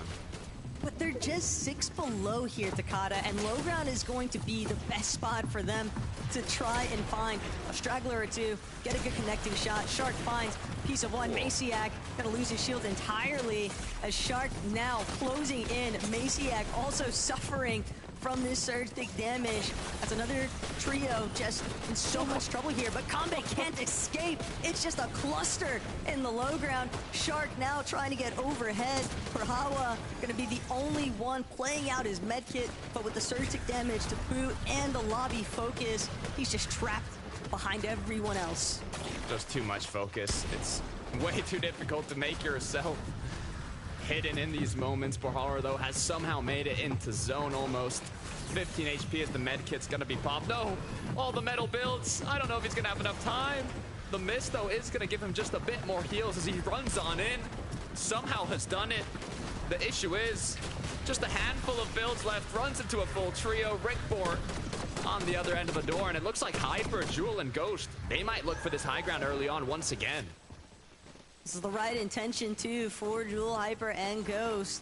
Last lobby, they had hype. The issue was they just ran too low on material by the time they started getting challenged by other teams for that height take. Blaha underneath has the misform, get himself forward, but with no materials, he has to find an immediate knock. Will pick up 3 builds along the way, but needs to see if he can find this solo directly underneath him. Knows that there's a member there, but so does Ogre. He's not trying to give him a chance. Blaha, 1 build is all that remains. If he doesn't find this next elimination ASAP, Takada, he might not even have the HP to try and play with it for much longer. I kind of like the position. The issue is there's a lot of trios close by, and that's not what you want to run into as a solo, as Blaha's now thinking of his options. 1 build on the board, cooldown running low on that misform, is going to be able to use it as he puts himself not fully ahead of zone, but in a great position here actually to withstand just a bit longer. Sened is gonna go down. 1 quick pump is all that it took. The refresh comes through now. He has the mats, but unfortunately Refsguard is gonna finish it.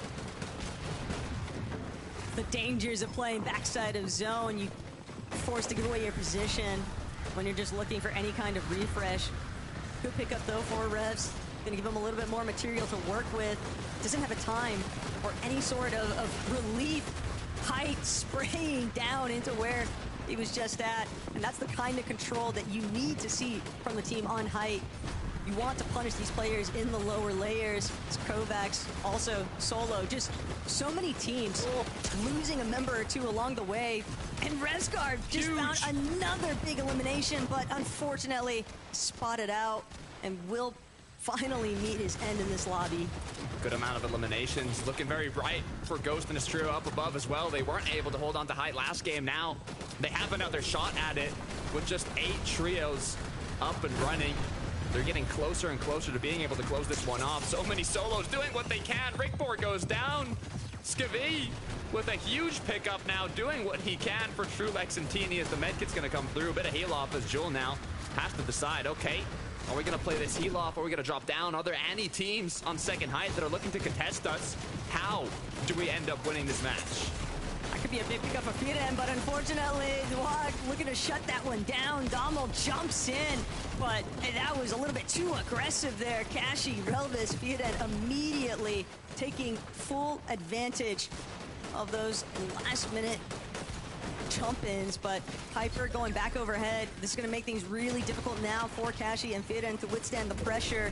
Big refreshes. Dan Debuzo and Howley somehow still skirting by in this low ground, and so much loot in the backside of the zone. The fight for height begins. Firen, is he going to be able to hold on to it? Looks like it wasn't even much of a fight at all. They instantly gave it up, but actually, they're looking for the chop down. Just 2 more builds connected. Hyper, can you do it? The chop comes through as now the trio up above is going to fall down. This battle means everything. They have to be careful with the players down low. They could disrupt this initial challenge, but it looks like Kashi and his trio are going to continue holding on to the high ground. Nobody has any materials. Finally, Hyper takes out Howley. That Cypher material could be the ultimate difference maker here. Takada, team on height, still looking to see if they can play this to their advantage. They're going to finally get chopped out. Kashi, though, immediately loses Relvis and Fiore, but he can't withstand it. Jewel take over at the very last second. It was so down to the wire here, Takada, but high ground ultimately paid off. They got the job done. From Demon's Domain in game 1, Ghost, Hyper, Jewel, they were contested. They said, you know what? We got high ground in game 2. We weren't able to close it off. Let's play it safe for this next match. We'll land Flooded Frogs. We'll play for Ghost, Hyper, and Julie with the win. See, Julie and Hyper and Ghost in the grand final. Next week, maybe? Yeah, maybe it's next week, grand final. But congratulations to Hyper and Julie and Ghost. To come out on top is what granted them that spot in the EU Major 3 finals. Everybody had to essentially win their runs, and that's exactly what took place for the most part here. Jewel was just on fire with that unstable yoink. The benefits of having that exotic at the last moment there could not have been a bigger thing to witness, Takada. But of course, that's not the only thing we saw. We've got our lovely Des to take it from here. All I'm saying is, guys, you gotta ribbit to win it, because there is something about Flooded Frogs that makes winners this season of Fortnite. Levin, how did you feel about that win from Julian team? Because this is more of a rookie team compared to some of our other trios, but they showed that high ground take before wasn't just a fluke, and actually it was something they could make good on in the end. Yeah, this time around, right? I feel like they managed the situation a lot better, didn't they, Minnie? They didn't have as many threats in terms of people going for it, but they applied the pressure needed to hold on in the crucial moments. Yeah, and I think when the team did decide to try and jump up and try and take height off them, they sort of gave it up a lot better. They didn't try and fight it. They understood their situation. They dropped down, and what they did really well was they actually got back together as soon as they could. It was like a game of zero build then at the end, wasn't it? Just everyone just trying to fight each other. But it was a really nicely played game from these guys, and a sign of hopefully for what's to come when it comes to the major finals. They now have first dibs on a drop spot that they can choose in terms of where what the drop map's going to look like. So we'll see how that can change as well.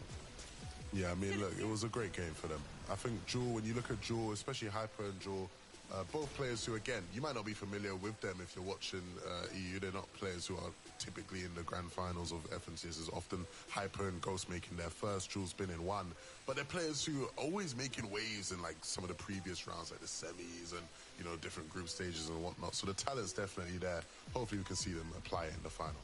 Yeah, I'm really looking forward to see how our Major 3 final lobby is going to be shaping up. We have 2 more teams to send through via Victory Royale and 5 more to confirm through consistency. So let's head into this break, and when we come back, we'll have game number 4.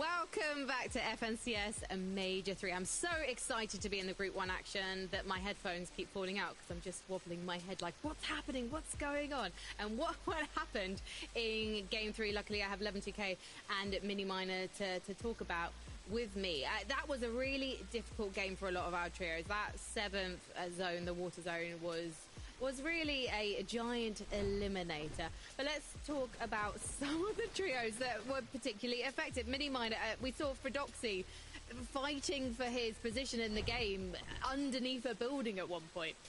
Yeah, it was tough. It was tough for a lot of our teams. Sakata mentioned it on the cars. Those water zones, they're great to watch. I mean, when I'm not playing, I absolutely love watching them because there's a lot of chaos and nobody knows what's going on. But for the players, that's exactly the problem. It's really, really tough to make those rotations. And we saw some teams do it to certain degrees, some better than others. Sometimes teams can get benefit from that when it comes to surge damage, but it's so chaotic. It's so difficult. And as you mentioned, Fredoxy right there, not even in the top 10. So really struggling at the moment to really make their waves in these games.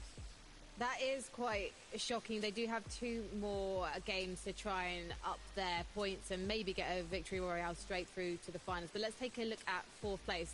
Technically number 1 in terms of in terms of their position on the leaderboard right now. Ciao, Kaisers, Maciek. Levin, are you surprised to see this trio doing so well in consistency? Somewhat, maybe not so much. I think when you look at Pachao and Maciek, both had great seasons this year so far.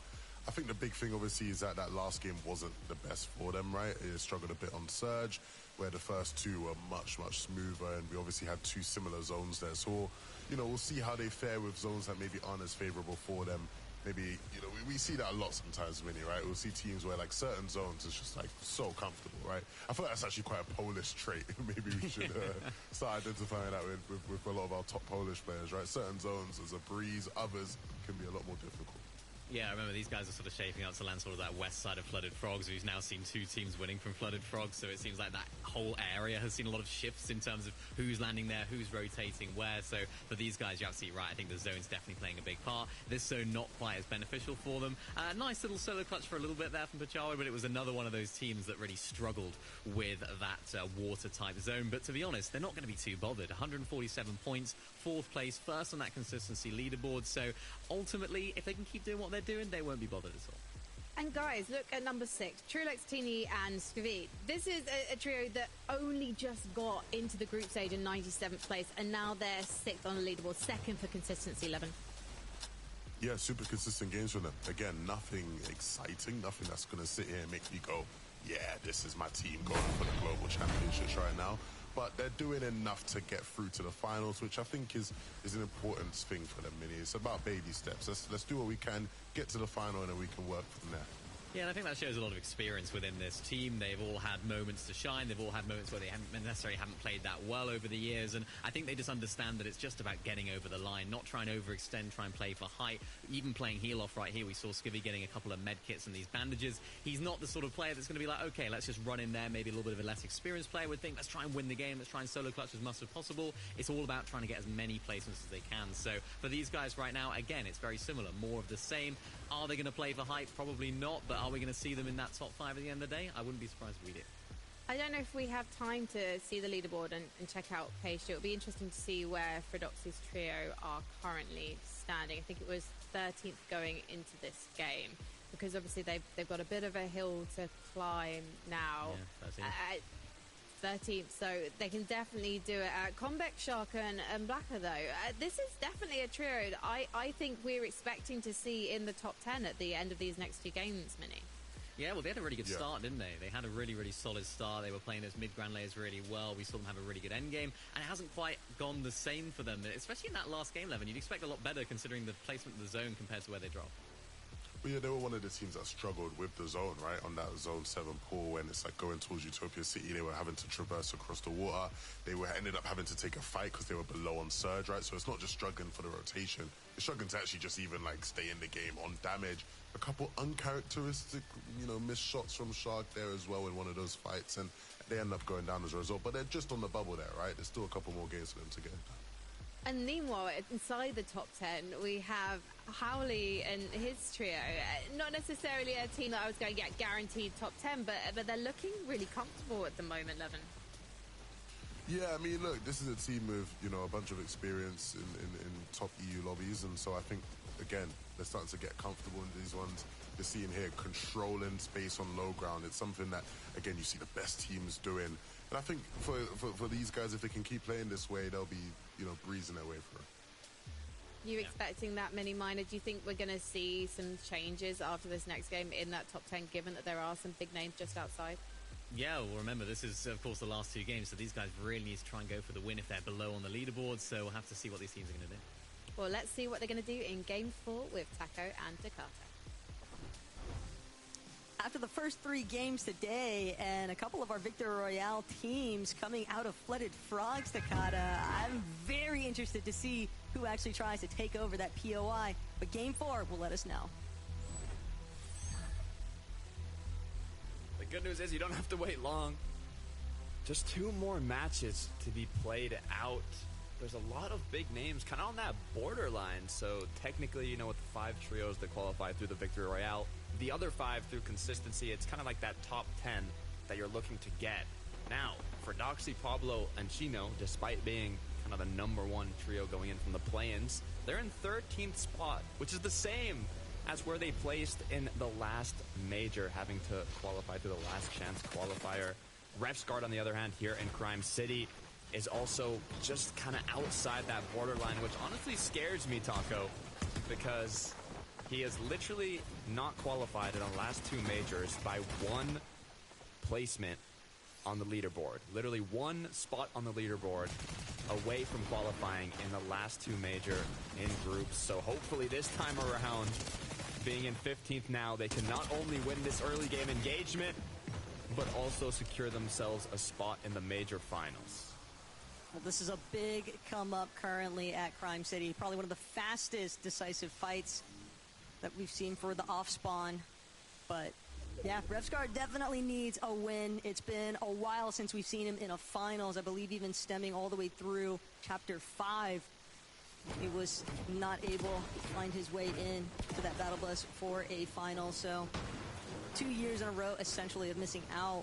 But I think more importantly still, we're talking about the Global Championship being in France, right? We need to see some French players. Wow. Yeah. I think that's the big thing I'm also keeping an eye out for, but that'll have to be decided at a later date. Right now, then Depuzo, Halley, and Hizix, they're just trying to hold strong onto that consistency metric, and it does start with a good opening fight. Finding these early eliminations is going to set them up nicely for their mid game. Yeah, this is good. For the 4th match of the day, having these kind of fights be cleaned up quickly is exactly what you need. Being able to kind of focus more on your loop path, your rotations, and setting yourself up without the risk of getting third-parted.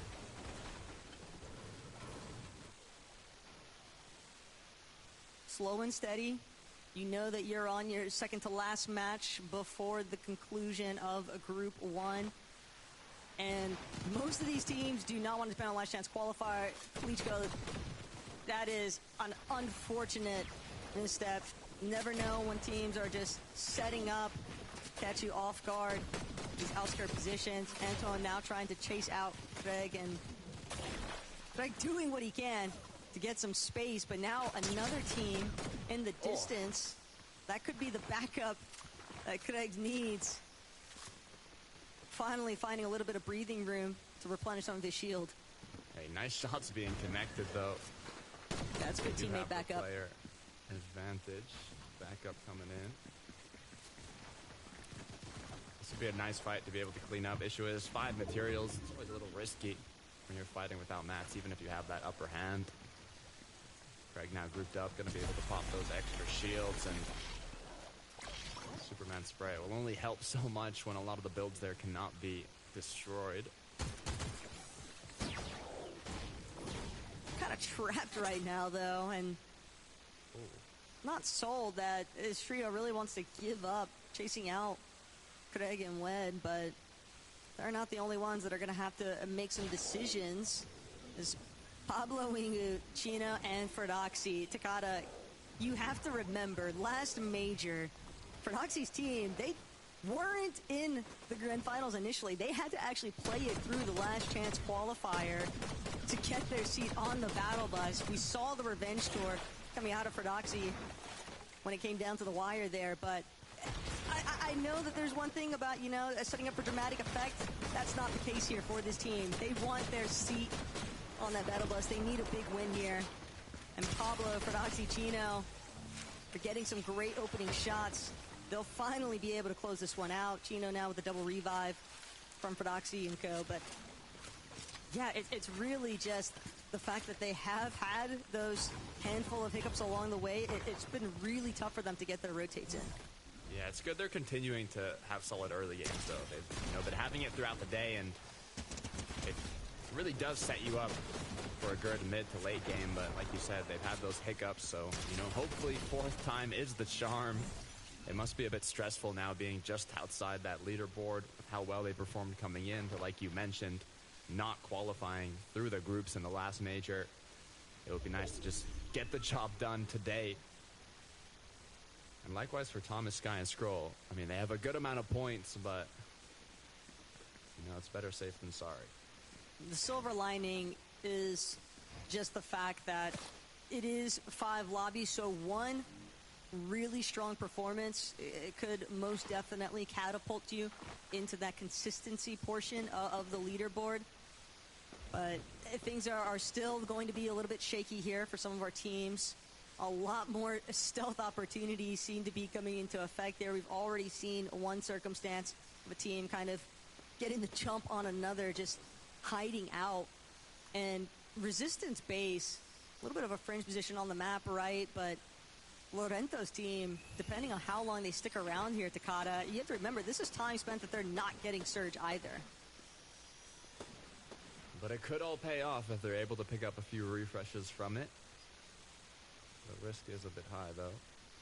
Zangi doesn't know that a few wrong steps could mean everything here if he tries to group up with his teammates. Thing is, they know even when they have to leave, odds are they hopefully walk down instead of building new structures. Time will tell, so we can keep an eye on the feed for Sky, Scroll, Thomas, though. Just trying to do what they can to get that damage. Still hovering around Rolling Blossoms farm. Makes sense. Zone hasn't necessarily pulled that far away from them, so no real rush to get their steps in for some of these cross-country rotates that we've seen other teams having to make with the zones today. Lorento and Wyvern looks like they weren't able to get that immediate knock onto Zangi, despite the fact that he ran smack dab into the center of where this team was hiding out. And now Zangi calling in for the troops reinforcement. Rax, Belusi directly behind, but Timo, Lorento, the hesitation, it might draw more attention than what they're bargaining for. They've also got to really keep an eye out for Belusi and Rax underneath them. Yeah, what do you do now, though? They already have a full, hard mad build down below. You're kind of just going to trade shots. It's really difficult to go from this position to an actual winning fight. You can do a bit of damage, but it's going to take a lot of time unless a big shot does come through. 1 HP is what's left as the Mist Form's going to be used now, forced to play it slow and recuperate the HP. Belusi is doing what he can to keep his team up. Yeah, Rax got sick of the wait. He was ready to just take matters up close and personal. Zangi fighting back, though. Lorento going to be immediately knocked the moment he tries to open up. But Belusi, Rax, now they've got to back up Zangi. Their IGL has fallen for the time being. Belusi, though, a bit of a health advantage here. Trying to see if he can close in. Knows that there's already 2 knock members of this team. And Rax trying to see if he can get the third registered. They'll at least take their Siphon refreshes while they've got them, since they're playing inside of the storm anyway, but they weren't quick enough. Gudembry has now entered the fray. Oh no. They heard the shots. This fight took too long. A full third party gonna potentially come through. This res is gonna be crucial for Belusi and his trio to withstand that third party after this fight, but being in zone, this is just not a great look. Oh man, this is a completely separate team too, so it's not even like Wyvern's going to be able to warn Zangi, since those are the guys they were fighting initially anyway. But Cade, Vikvor, Gudembry just sticking it out next to that reboot van. This is just not going to be an option for Rax and Belusi. They're just simply trying to crouch walk their way out of where all the commotion's taking place. They know this is overstaying their welcome.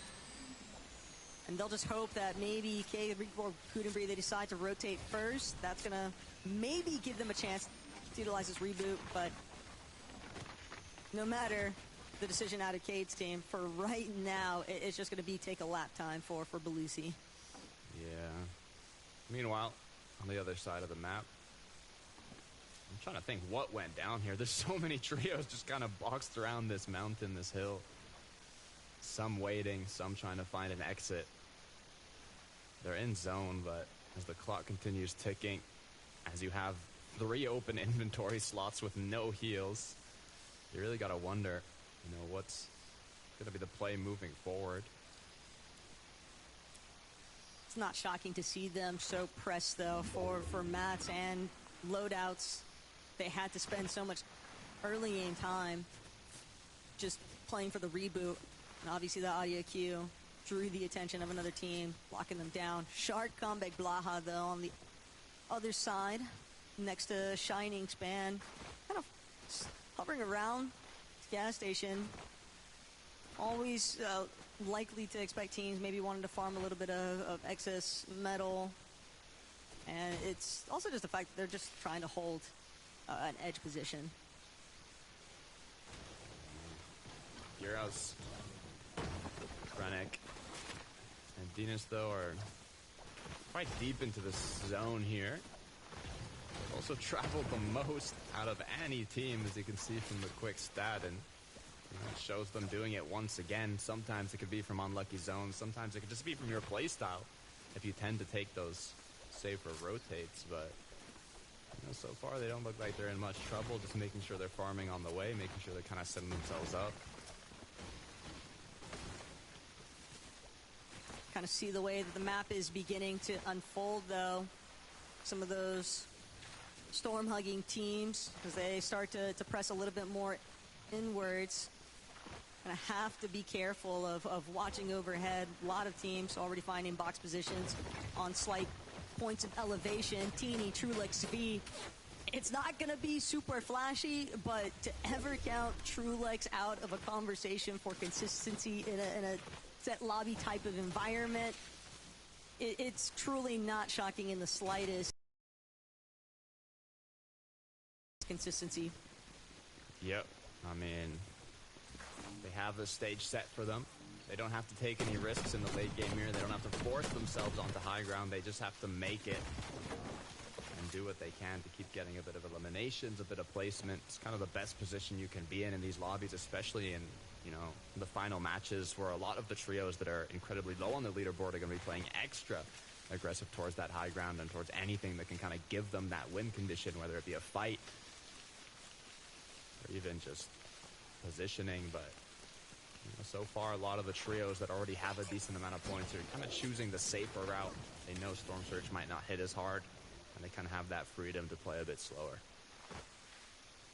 Shark hiding out for a moment. Faded and Tex don't seem to have any indication that Shark is even down here. Smart trap set, leaving that chest unopened. So that way Faded doesn't really have a reason to expect anything going down. But if he extends even a little bit further on that ramp, we might see a little bit of a mishap there for Shark, but continues to go by unnoticed.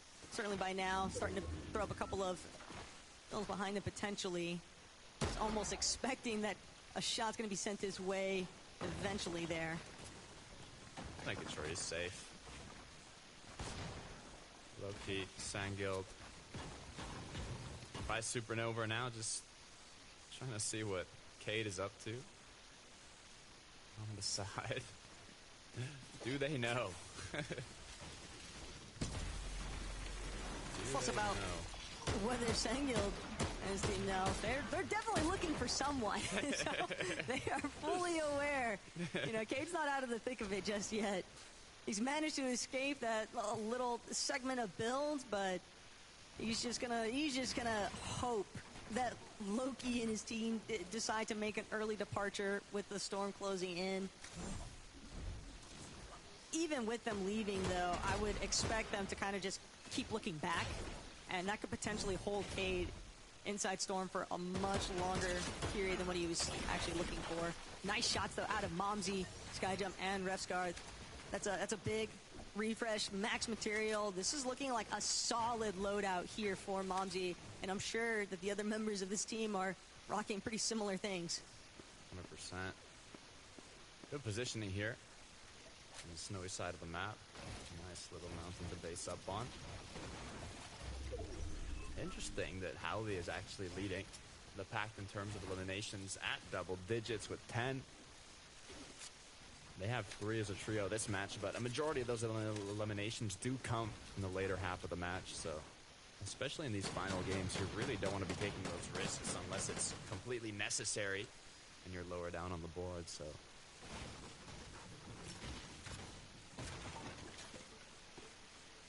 clear, though, that some teams have different incentives in this fourth lobby. Trying to get a strong closure for a high placement could really be the separating factor here, as Craig does take out Tex. Faded could be in a serious... I was going to say it's going to be a bit of a hindrance, but of course it's going to be a problem. He's not even going to be able to get out. He actually gets knocked along the way. Craig and Wed, they're still needing to fight potentially. No, that immediate shift out, but loses his shields entirely, can never afford to keep a wall open too long with these DMRs kind of hovering around. 914 above, even with a teammate down. Quite impressive. As now they want to increase that number. The aggression coming through. You can see this is a trio that needs a big match, and they're going to do what they can to get it.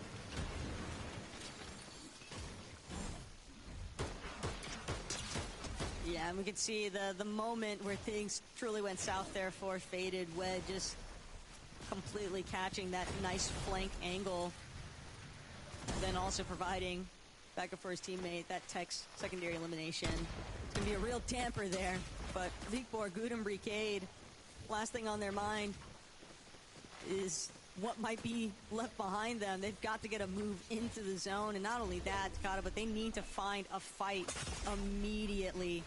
They're just continuing to get peppered from pretty far out distances, and this is a really tough position to be in, because you're getting tagged by Surge, you're getting tagged by the players in the lobby, and you're trying to take a fight, but you just don't have the health to do it. Gudem gonna immediately get shut down. Cade knocked as well. And that is all she wrote. Vigren and the Ox will get that double revive on their knocked member. A big loss there. Could have been a nice come up, but instead, just gonna have to sit and wait for that final lobby to come through. Yeah, that was quick too. That did not last long at all. I'm happy to see Thomas, Sky, and Skrull kind of suited up, kitted up to have a solid end game here. To be fair, if they have a good enough match, it could be enough to just straight up qualify them through consistency. They've started so strong already. Just one more big match is all they really need. So Ned doing what he can to stay up above and take those shots onto the players rotating on in. This is going to be a nasty zone, though, for some of these teams. When you have Island so deep inside of the zone, teams are definitely going to be taking note of the hype plays.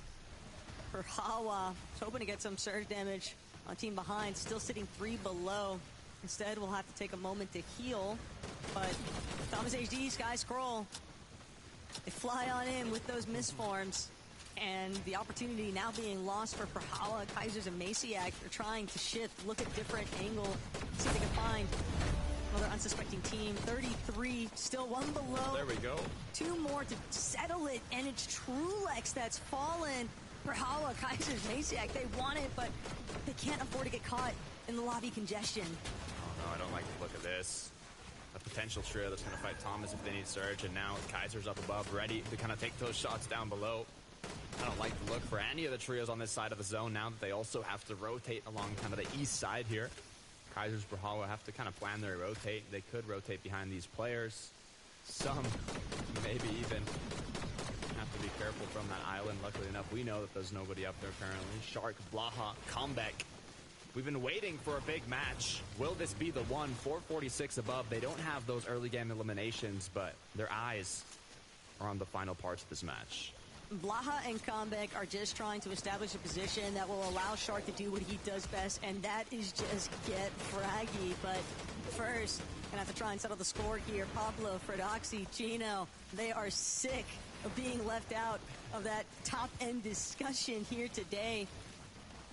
First 3 lobbies clearly not going the way they had originally intended. Just 1 or 2 things completely sending their game plan south.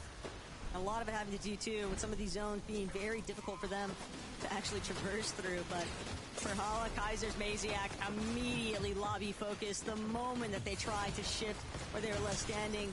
And Zada claiming Farhada, just not allowing any sort of recovery opportunity here. And now Kaisers looks to try and play inside of the storm. He's going to be forced to just maybe use this medkit, but definitely hoping that he's going to be able to hang back. Yeah, this is not the opens. This is not the play-ins. When you're at the group stage, you're up against the best of the region. They're not going to be missing their shots. So you have to be extra cautious when flying down from above and choosing your rotates, picking your paths. This Kaisers is just doing what he can to stay up, but it's a matter of time at this point. He has some med kits, a bit of minis, but to fully clutch this one out, 182 below. Thomas Sky Scroll just applying pressure non-stop. It's going to be a tough one. The only saving grace there really being that Thomas Sky and Squirrel recognize we want to be able to continue boxing up in favorable positions. Team on height, very peak of that mountaintop though, Craig. They've got a solid position. True Legs, double revive effective from Skavia and Teeny earlier on, but so much lobby focus on that rotate. They go right into the heart of zone, and everybody just picking them apart for it. Teeny, the only one left, just trying to build all around them, but he's just got 3 shield potions, Takada, and so many players surrounding him. A lot of weight on Teeny's shoulders for this second to last match. I mean, they're in 6th place right now, so they're in qualifying range, but anything can change in these last matches, so hopefully he's going to be able to clutch it up. Kaisers goes down. We saw the difficulty that he had moving forward from that zone. Thomas Sky Scroll making good use of the mist form to get on in. They have more than enough damage, materials, almost everything they need. They just do not want to get cracked here. They don't want to get lobby focused, and those extra mats are going to be worth it. Not sold on how many heals they actually had, though. Even if you got damage, if you don't have HP working your way back up, these mountainous zones are going to be so problematic. Everyone having to expend so much material. Some players looking to try and tag along from the backside of zone. Franek, Dinas, Giedas from the low ground. Haven't encountered anybody else just yet, but wave above, Rax, Zangi, Belusi starting to establish some priority positioning. Craig, Wed, and Klitschko, they've already got control of it, though. And this lobby might just fall into their hands if nobody's able to contest them. Zone is pulling back. Island is going to be inside of this zone that pulls back. As Gyros doing what they can to stay ahead. They were blessed with a perfect zone. And it looks like Revsguard's going to be the trio that's trying to contest this low ground. Still 15 trios up. This is just the start of the end game. But Combat already in issues. Combat drops immediately. Shark, Blaha there to play supportive measures. But this is now time. They're going to have to sit and wait for Combat to heal up. They might get caught in a little bit of the congestion on their next move out. Pablo for Chino. Big refresh there.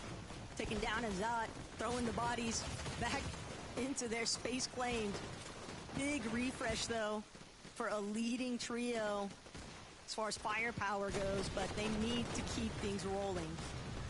Rennick continuing down below, but have yet to fight another full trio on the low ground, just trying to apply pressure from the side. Blaha is going to get fully cracked. He has to be careful here as the zone is pulling further and further. They recuperate their charges on the dashes as Pablo, Fred, and Chino are doing what they can, even if it takes building on into zone. Are they going to look back up?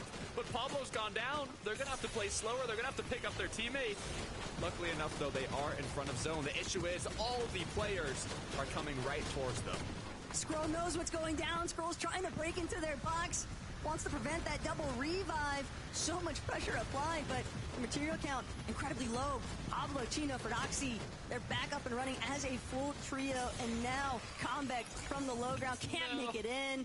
Just gonna be waiting it out for lobby 5, but frontside is getting so dicey right now. Inside of the low ground, Thomas loses Skrull, trying to see if he can come up with something. He needs to just get any kind of siphon.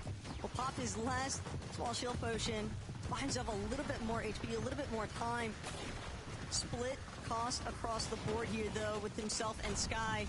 There's a lot of players left in the background, and Thomas trying to see if he can get Dinas or Geras for it. Instead, Dash is just a little bit too far on that escape route, and he's cleaned up by the storm.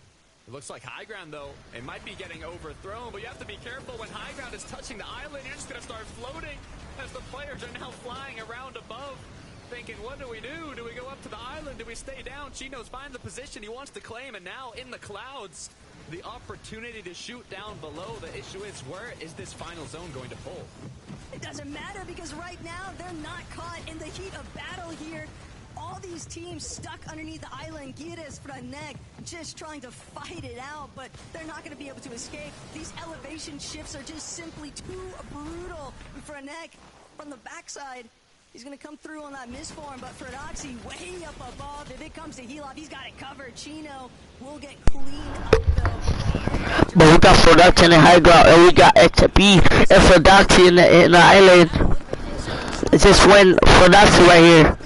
But the island, can it go down? Ferdoxy's in the high ground.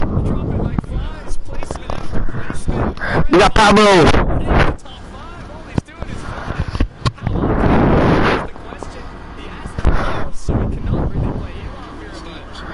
But Ferdoxy in the high ground, the island. This is bad. There's probably Ferdoxy win right here because he has the island. Ferdoxy stay in the high ground.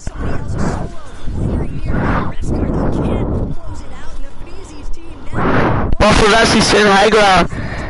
Can he win this? But it's not gonna be easy to win this. It's a 2v1.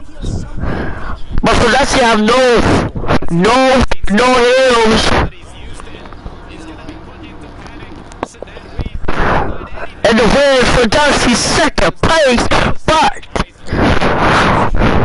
that was a clutch for Ferdoxy right here in the high ground, stay in the island. What a win, the last game's coming up.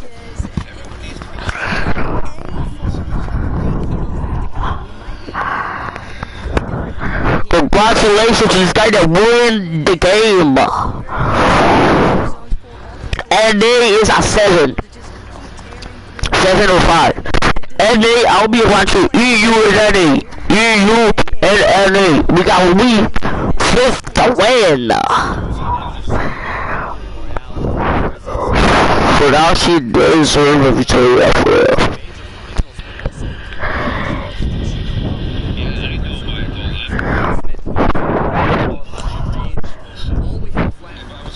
Game.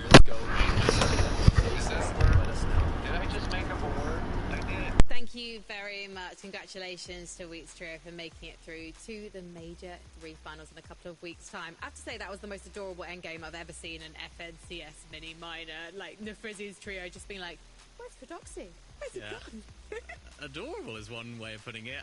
Chaotic. Yeah, I wouldn't have used adorable. It was not the word I was thinking when I was watching that, to be honest. I didn't know what was going on for a lot of that endgame.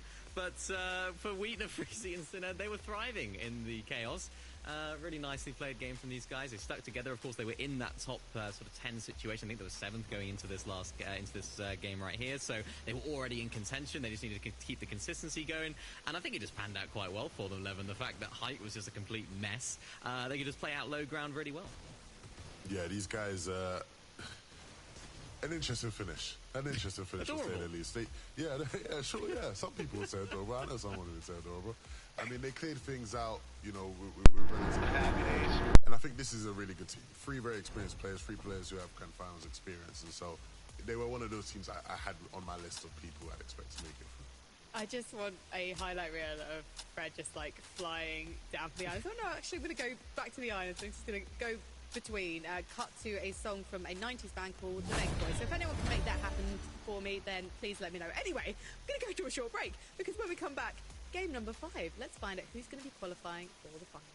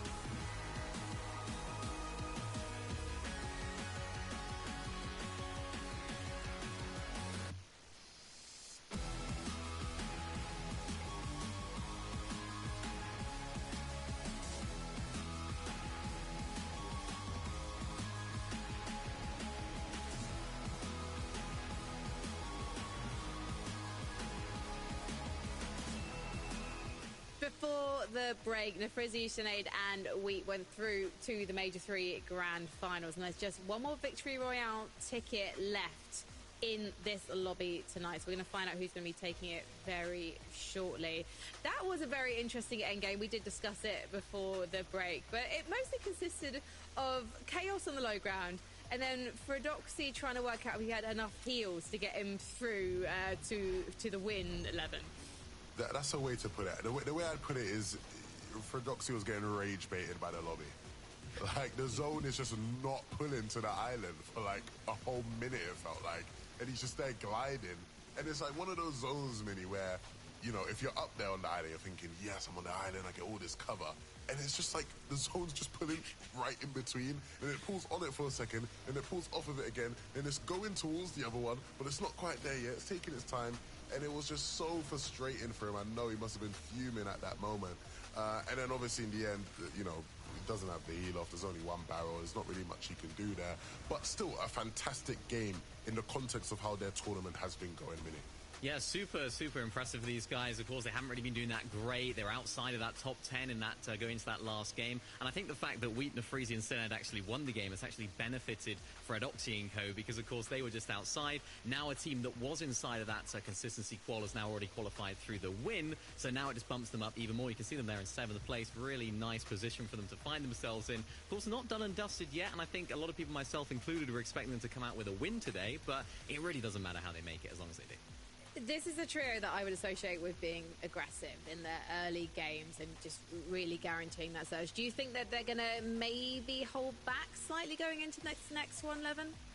Well, you know what? It's funny you say that because I'd agree that they are a team that's super aggressive. But I feel like at times today they have been holding back a bit more than maybe I'd expect. There's been a couple moments where I thought maybe if they hadn't been a bit more aggressive, you know, it could have benefited them. So we'll see what they pull out in this last game. Minnie's talking about them needing a win. Hey. One more game, they can still do it. They could still do it. And you know who else could do it? Westgard. We talked about him earlier today and was saying, you know what, he needed to have a strong game to get into the top 10. He's had a strong couple of games now, and he's been looking individually on forming.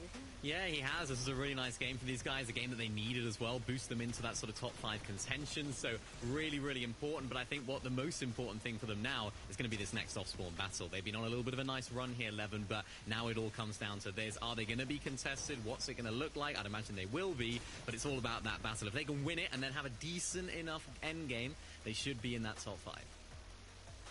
Looking at the top 10 as well, just to see, Thomas was looking fairly comfortable in the top 10 earlier. Now he's on the precipice of falling out of it. We do not want the curse of Thomas coming one place short of making it to the next stage to happen today, Levin. Sorry, I shouldn't have said anything. Why on earth would you even speak that into existence right now, Frankie? I don't like these bad vibes. That's real bad energy from you, Frankie. I'm sorry, we've just got so many Danish players already qualified, okay? You got to be careful with how we use our tongue right now. We can't be talking about Thomas coming one placement off. That would be a nightmare for all of us. Of course, we saw it happen in Major 1, right? He didn't qualify through to the major finals and then barely missed out on the Globals qualification last major. I want to see them secure this last game. Let's all, you know, cross our fingers right now and hope they can go through. Yeah, they have what it takes. I mean, this is a team that we know they can make it happen in endgame. It's been a little bit disjointed at times today as well. We haven't seen the best of what we can expect from this team. I'm sure they'll work on it, but of course they have to get to those major finals. And they have one more game to do it. I think if there's a team in the lobby right now that I expect to have a really solid game, it's these guys. They have great experience. Thomas State HD on the team as well, who knows how to make it happen in these moments. So I'm not too worried, maybe less worried than you, Frankie. It's just small details, and hopefully if they can qualify through to the Major 3 finals in this game, then we'll see them iron those out. This is it, though, for Group 1, guys. Some of these players, their season in Chapter 6 ends after this game, and no one wants it to be them. Let's head to the battle bus for game number 5 with Taco and Takata. Thank you, Frankie. I'm not going to lie. I'm feeling a bit nervous. The top 10 is looking almost like Group 1 already concluded. I mean, the names in that top 10, they're all big hitter names, but the issue is there's still one more match to be played out, and literally anything can happen in one match. A drop spot can get changed, an unlucky contestation, but all you need to do is maintain your spot if you're in that top 10, and if in the contrary, you're at the lower half of the leaderboard, you have to play for that win, and it all comes down to this topic. This is the final moment. Players do not want to leave it up to that last chance qualifier to try and find that seat on the battle bus, because as we all know, Major 3 Grand Finals, Takata, that is the last opportunity to seal your fate at the Global Championship. So our final match of the day here for Group 1 underway. We have our leaders from the play-ins. Fredoxy, Pablo, Chino in the top 7. Pablo did an amazing job with some solo clutches early on, but in this final match, we want to see the whole trio playing it. Well, Refsgard, who's fighting for this game number 5 starting now. This is the last game for today, guys. This is the last game for Group 1, but Group 2 is like maybe next Saturday or something. But game number 5 started now. Let's see who is this. The last we go to the top. Alright, let me explain y'all. If you win the game, you go to the straight grand final. But if you like top 5, like tough something, but you still have a chance to have a good final. But today, this is the last game for Group 1. Let's see who's gonna take the win for today, guys. Early damage. It's gonna force him to play back for a moment, even if he has a weapon. Start trying to get a little bit proactive here, but this could be disastrous. Sky jump, Refscar. All he has is a DMR, and Skies is so healthy. They are just completely sliding by. There's no way. Sky jump, there is no way I just witnessed that in 4K evidence. Is he invisible? Is he just like invisible to everybody else? Refscar needs that superpower. Okay, I swear I saw him turn around twice.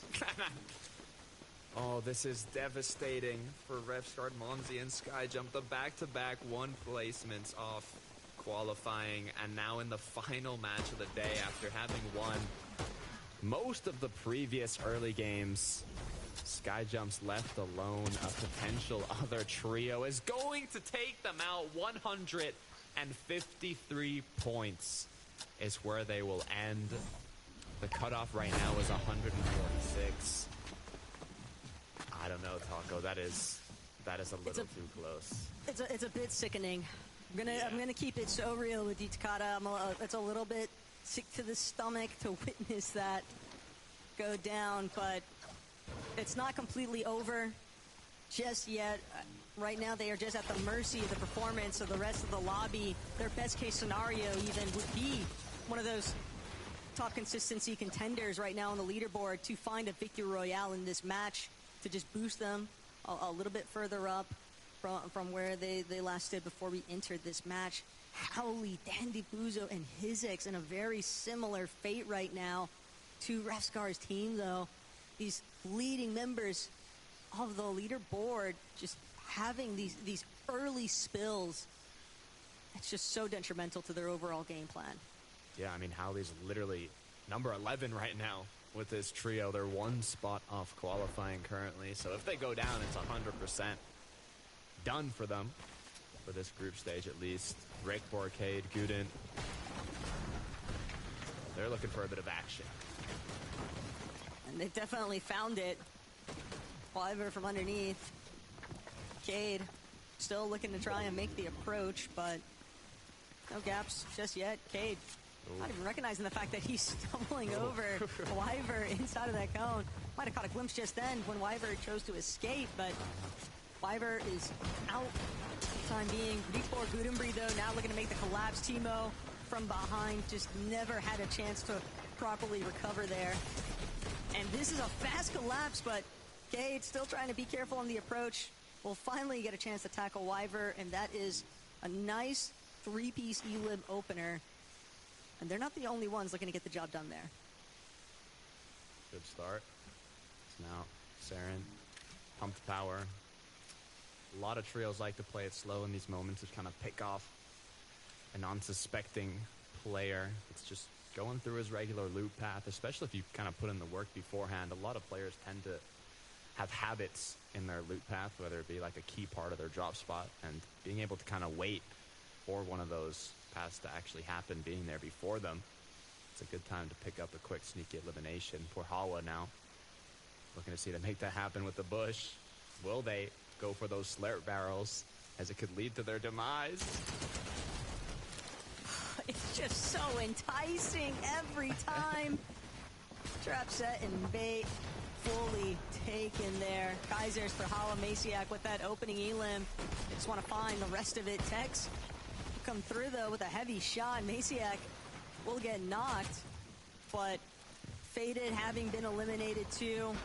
That's just going to leave it down to Tex to try and recover, but for Hala, from a separate side, Tex is not going down without a fight here, and for Hala, he's going to have to work for it, but he will eventually find that final elimination.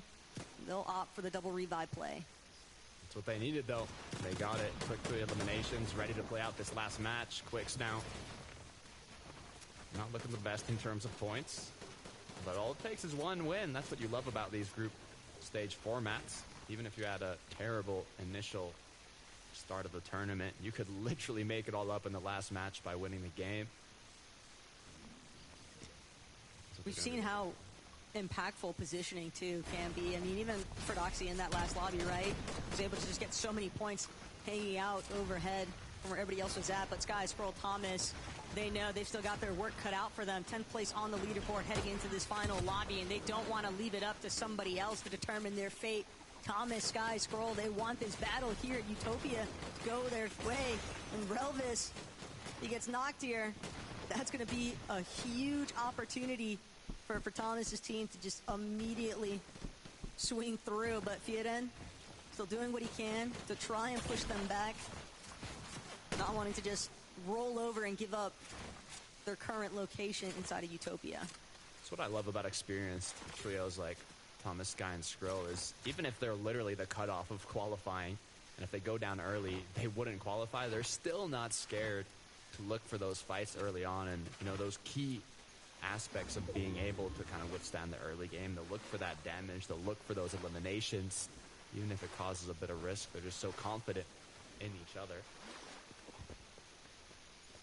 Might also just be a little bit of PTSD there for Thomas, too. The amount of times that he's been 1 point off of something. So every point he would know better than anyone in this lobby matters, especially most in these final moments here. But Ferdoxy, Chino, Pablo Wingu, they had the big performance that everybody had been anticipating.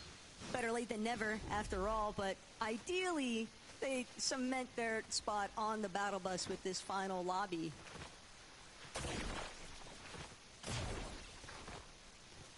Crazy how much pistol damage Ferdoxy has. I wonder why that is compared to all the other players. He's so good with those kill switch revolvers. It's nasty. He's got like so many clips too. It's definitely fun to watch, but he has a great understanding, I think, of the range as well as just a strong aimer. Hopefully we can see that happen in the last match, as they are very close to being in qualifying range. I mean, they just need a few points to secure it. Shark, Blaha, and Comeback, on the other hand, need a bit more to be happy with it, so making it to late game is a must for this trio. This is a pretty crazy look by Pump Power, though, and this is also just the direct result of Wheat, Nafrizi, and Sened qualling from their win in the last lobby. So many other teams now looking to see if they can repeat that success from this location, but we've been rolling around looking for those third parties, and Shark had no chance to try and close that wall off. Now it's down to Comeback and Blaha, but they don't want to fight. You lose your primary fragger, you immediately try to disengage. Blaha might not be able to follow suit, though. Al just trying to cut him off in the process, and Blaha will be forced to box. Take a moment here. Snozy low enough, though, that Blaha will manage to at least create a little bit of space here, but look who's rolling up to this area now. Pablo Wingu and Ferdoxy's team. Blaha and Comic won't have any other choice but to bail as deep into zone or storm as they can.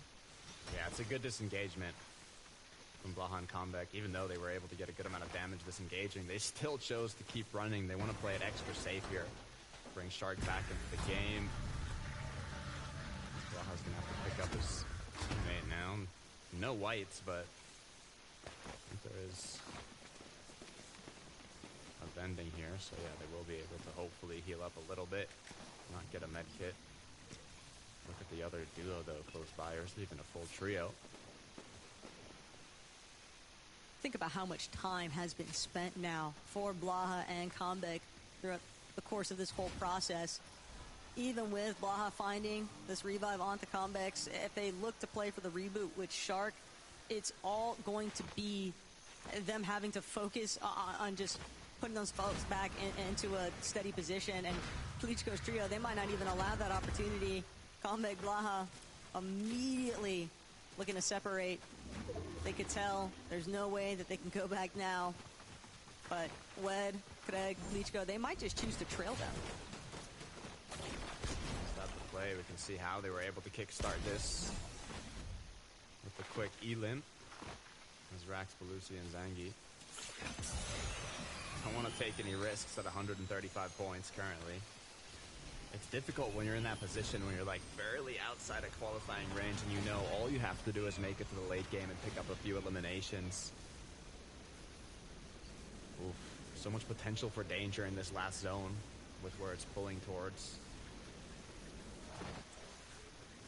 Easily, but Rax, Belusi, and Zangi seem like they've got some kind of plan figured out here. They're just going to choose to wrap all the way around Outlaw Oasis, kind of using this natural mountain coverage. Makes sense. Don't want to get lit up by teams that are already in those elevated positions inside of the actual zone. Kaisers, Prahala, and Maciak, though, they got scrappy earlier on. Even with those 3 eliminations, they still find themselves kind of getting stuck in some of these long-range battles. But it's all for a good cause. They want to prevent anybody else from kind of challenging their elevated position.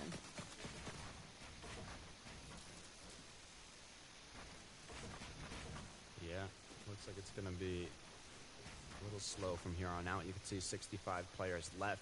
At this point, a lot of the ones that really needed something big at the start of the game have kind of risked it to play aggressive, and either they got those picks or didn't quite go their way. Storm Surge isn't going to hit as hard as it has in all the previous matches. And players like Thomas, Guy, and Scroll that are literally the cutoff of qualifying have their eyes on the later half of this match. And with having qualified for 23 out of 26 FNCS finals, Thomas HD not only qualifying, but being what we say the most successful player to have yet not won an FNCS. Seeing him not qualify today would be devastating. Levin said it. Don't even think about that possibility yet. Let's see how this game plays out. As for Doxy, Chino, and Pablo are finding a way to put themselves back in. For Doxy, Chino, and Pablo, already know that sure we can try to run this one down, but it's also registered for them that a siphon could be a great way. They have Medmus to play with this, so they're not really pressed for time here by any means. They're just kind of trying to keep track of that team on the low ground. But what I really wanted to revisit here, Takada, is that we have teams that are obviously outside. Dan DiPuzzo knocked yet again. Howley cannot catch a break.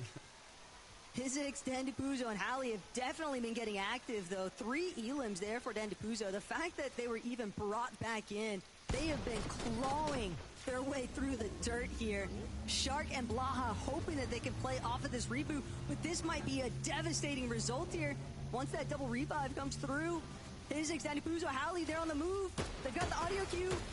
No, it's been confirmed, but now Shark, he's gonna get picked apart here.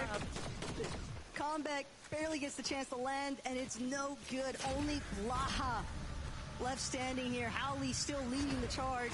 Doesn't even care that he's nearly lost every single bit of his shield. He knows he's got the numbers advantage here, but then DiPuzzo, Howley, they need to find this final elimination. They're going to play spoiler here for Blaha if they do, but this could be the moment to determine how the rest of this match goes, how the leaderboard shapes up for them too. Blaha going to dash in. Bigger shot to Howley, but he can't finish. And Howley holds his own. This is everything you could have possibly asked for if you were in Dan DiPuzzo's position, but you have to feel for Shark, Blaha, and Combeck. Needed a big pump. I think he was, 5, 7, maybe 10 damage away from getting the knock, and if he had that, it would have been a high potential to clutch it out, but nice attempt overall as we switch over to Chino, Doxy, and Pablo, who are also trying to play for the qualification here. It's difficult to know what the cutoff is going to be. It literally could be 168. It could be 200. Could be 210. It really depends on who performs in this last match, who qualifies through that victory royale. But what you have to have on your mind is just perform the best you possibly can, and whatever happens, happens.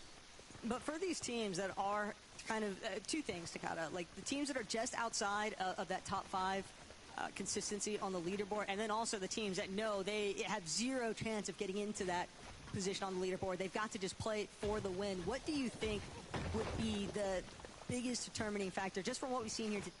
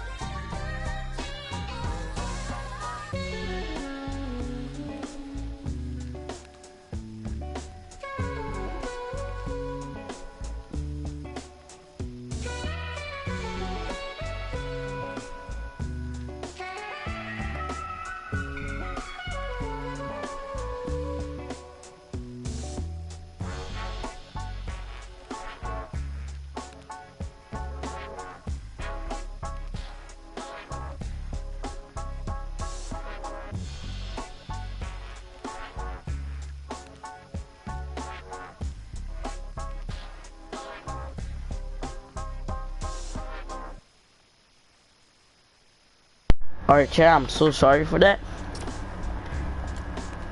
I don't know what just happened. But yeah.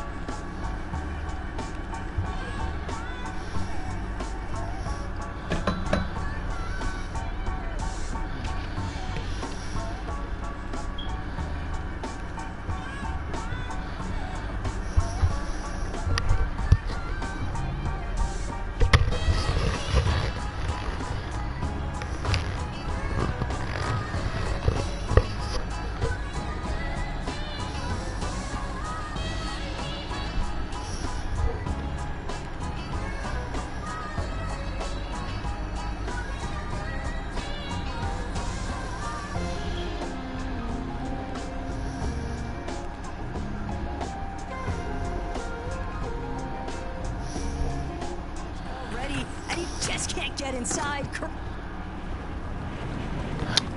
Oh shit. Yeah, getting tagged by without having shield, it kind of shows that white tag to your opponent saying, you know what, come fight me. I have no shield right now. You probably have the advantage. That's exactly what ended up happening. I'm about to try to get to this game, Bill. Quick elimination, 155, so they're still probably now even below that cutoff potentially. These other players have been securing a good amount of eliminations, but this is where the pressure's on. This is where all these trios have There, to you make see it it? count for Hala to recuperate a bit of that Woo! shield, but still not healthy enough. But they've been sticking to that What? ground. Surely probably gonna also try and take notice of a team if they do look to base up on height. Maybe look for a later height take, but I want to talk about height. It's all Sky, Scroll, and Thomas HD. They are investing so much material and for good reason. Very favorable zone pool, but right now it's going to give them a good leverage on the rest of this lobby. Continue with that medallion though, dashing through, goes by pretty much unnoticed here. And frontside low is now going to be speed. Yeah, I'm trying to build it up. Pablo, they might have something to say. Unfortunately, they got to deal with the rest of the lobby first. Oh my gosh. Not a lobby you want to deal with. 274 above is the good news though, so they don't have to aggressively look for tags, but if the opportunity presents itself, why not capitalize on it? Issue is, like you mentioned, Taco, 7 builds. Depending on where this zone pulls, they might have to kind of make that risky play, but this is not a position where you want to take risks. Getting ahead quickly here and having your opponents rotate Oh shit. towards you would be ideal. Or at least getting some good tags. They can tell that there's definitely some issues brewing for those teams a little bit further east from where they were at, but Sky, Scroll, Thomas stuck inside secondary height for right now, certainly seeming to have intentions to go back to their height control, but until then, Mithrofan and Chuck, Azat, they'll be the ones looking to spray down.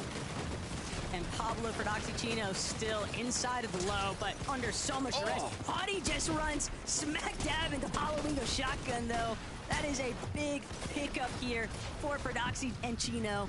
The refresh they all needed. Massive pump, putting them back in the game now. Able to recuperate those dashes, able to heal themselves back up. All they have to do is continue playing ahead. 189 points. Where will the cutoff end? Is now up above. High ground continuing to be uncontested. Kaiser's doing what he can to push themselves up that leaderboard. 177 might not be enough.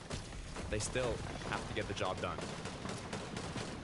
It might boil down to a difference of elimination points here. Sky, Scroll, Thomas, all they want is the front side.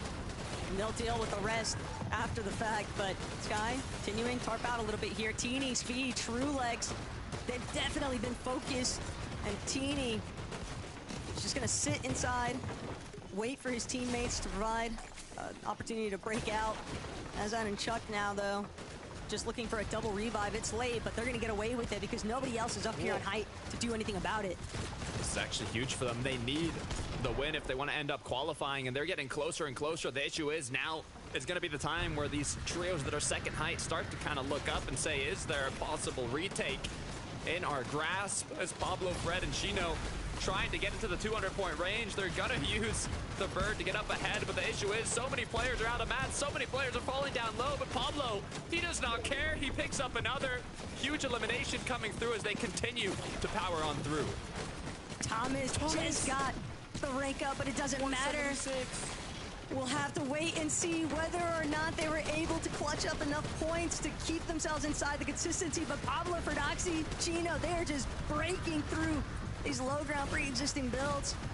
Gonna shift up one layer, and now Ferdoxy, Chino, and Pablo, they're looking to pick apart some of this mid-section. Teeny's feet and Trulex, though, happily still in control of front side. They're gonna tank a little bit of the Stormticks even just to make sure that they have the optimal positioning. And Pablo has a solo from behind. Sees Zangi, can't spot out Sure, running around is just vision so limited inside of that med mist, and all of these players way more fixated on just getting into zone. Pablo, the MVP of the trio today. He's clutched out so many points as a solo, and now in the final match, looking to do it once again. Show us why you deserve this qualification. Ends up going down. They got more than 200 points as Giros, Dynus, and Frantic, they took height. Hawa wasn't able to stick it out on the low ground. Sangild, Loki, QB inside the secondary height now. This could be a real shining opportunity here, but they are low on material. They have to hope that the lobby continues to thin itself out, but with Frenek and Venus up above, it's going to be very difficult for these teams on low if they don't have builds to work with.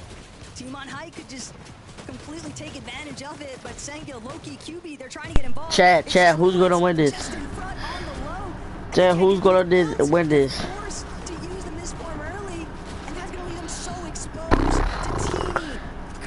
We got Chidi.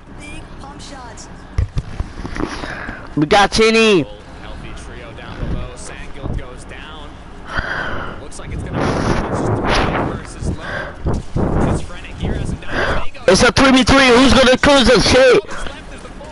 But it's Chidi. Can Chidi close this out? But Chidi going down. He gets it now. The 2 versus 1. So he did finish it 2 versus 1. The escape route coming through, trying to block the siphon from Skivy. He does not want to let him get more HP, and that might be all that it takes to take this. We got SP Sky. We got Trulex. Uses that mist form to not take storm damage, and now with a double chug, It's Trulex gonna win this. match the group 1. But what does Giras have to work with? He's still got that mid Giras with the. left in the chug. This form still able to be used. I think Trulex win this for sure, chat. I think he win it. I think Trulex win this. But we don't know. Yeah, Trulex win this. Trulex with the win. Trulex with the win, chat. Able to close it out, but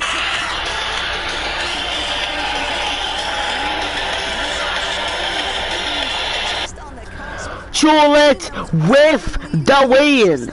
Congratulations to Tini and Set and Trulex. Congrats into his all duel. So we got. I'm getting nervous, Taco. Look, Oh my god, what they gave it to you. But today, NA is gonna be massive. In NA tonight. It's gonna be massive. I think Lake's group 1. I think Poyo in group 2. Or Poyo in group 1. And then Peterbot in group 3. these players that were on that borderline, maybe Congrats to Trulex. Man. missed form put into play, doing a perfect example of how you want to play heal off in this current meta, making use of not only the heals but also that invincibility from the mist form. But I know everybody watching wants to know what happened, who qualified through consistency. It has been a pleasure commentating this initial group. We still have 2 more groups to go, but that's gonna be it for Taco and myself on the casting group. But Trulex. Congrats to Trulex, man. Man, what is great? What is Major 3 Group 1, man? That was, I mean, I enjoyed, but Group 2 and Group 3, man, I would have watched Mr. Savage, Mugger, but I think Mr. Savage are Group 2 and Mugger are Group. So, Chad, we gotta wait. Okay, so chat, what I'm gonna do is hold on. Chulex. Congratulations to Chulex and Tini with the win today and win the last game, and see y'all in grades final.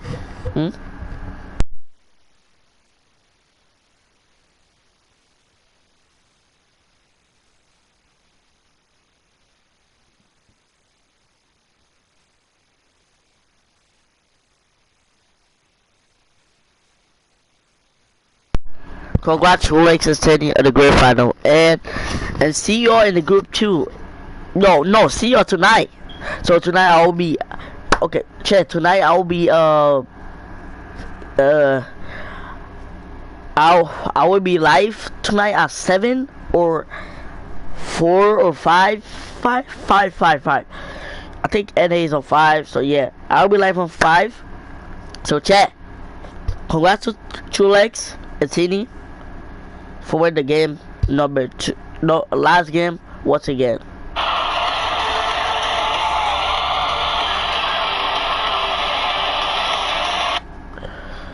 So yeah, so let's check the leaderboard. Let's check the leaderboard. So Vanya, Maris, Pixie, Video, Cringe, Big Virgo, Ghost, Hyper, and yeah. So chat, let's see top 5 maybe. I think for Nazi qualified definitely, but we don't know. We're waiting for the leaderboard. I'm gonna check it later.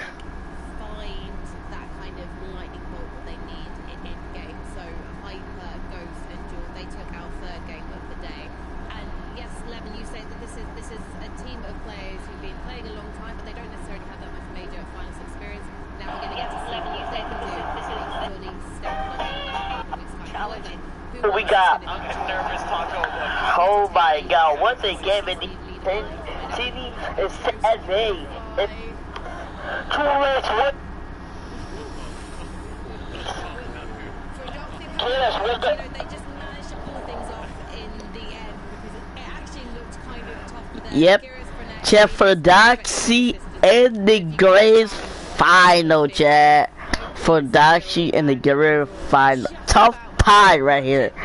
For Doxy and the grand final, Chino, Pablo, for Doxy. Congratulations. Congrats for Doxy. Man, what a game.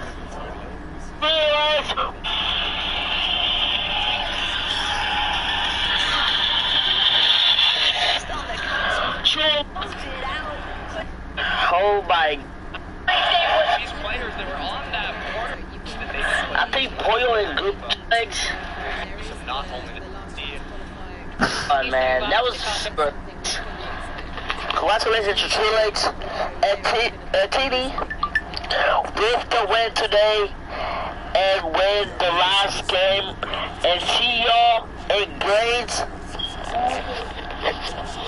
final.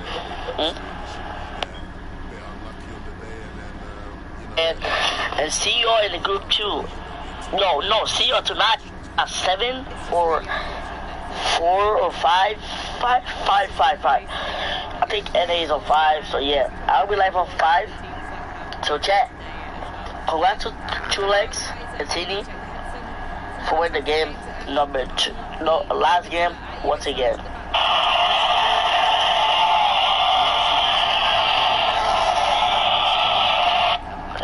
Alright chat, peace out. I'll be out. So peace out chat. Thank you all for watching. Thank you so much for watching. So chat, peace out. I'll be live again. I'll be live again like at 5. No, let me see. I can't say 5 like that. I gotta check. So Fortnite competitive.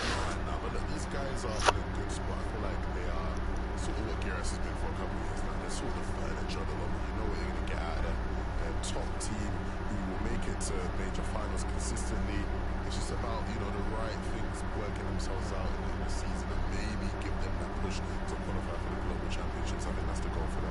I mean, what I love about these guys, of course, they got together last major, and in major number 1, Giros actually coaching Venus and Krennic, so he actually decided to come on into the team. Last major. All right, let me see.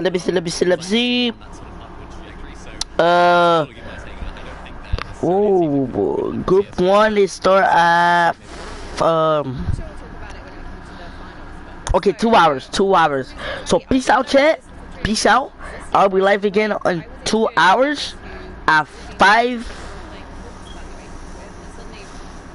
At 5. So peace out, chat. See y'all. Bye, chat. Hold on.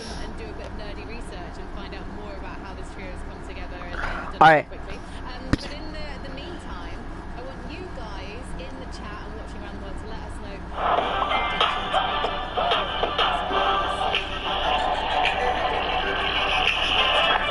Next weekend, and of course tonight we've got the North American action. Yes, Zeke will be geeking with the gang, so please do keep it locked here. They'll be here in a couple of hours. 11 and many, thank you very much for being brilliant, and thank you for putting up with me. That's not just those guys, that's you as well. We'll see you later, but stick around, as I said, for North America. See you on the battle bus. Sound that horn.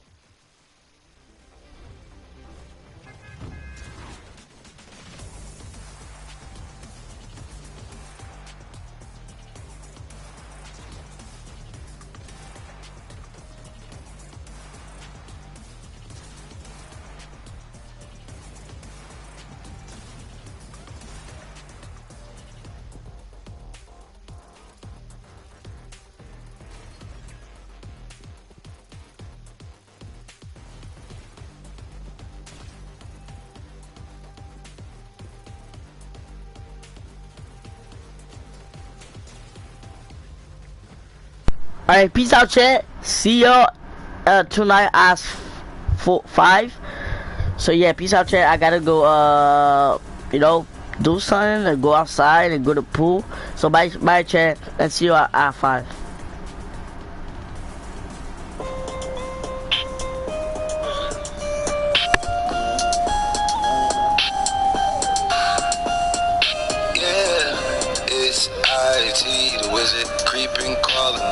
Styrofoam on blizzard, wrist on blizzard, giving out chills and shivers, whipping with the Glock and visit, ride to scissors, cause most of these rappers do figures, baby brought a friend, she trying to scissor, they eating the rocks and glitter, Jari Rocky making the vlog, connect all the bonds, it's how we all bond together, 10 years straight I've been on the run, I feel like we're run, the way this shit run forever, I make this shit crack, ain't no giving it back, I fucked up some joints like several, I'm running the track like a track, I stopped keeping track and keeping the track of the pedals.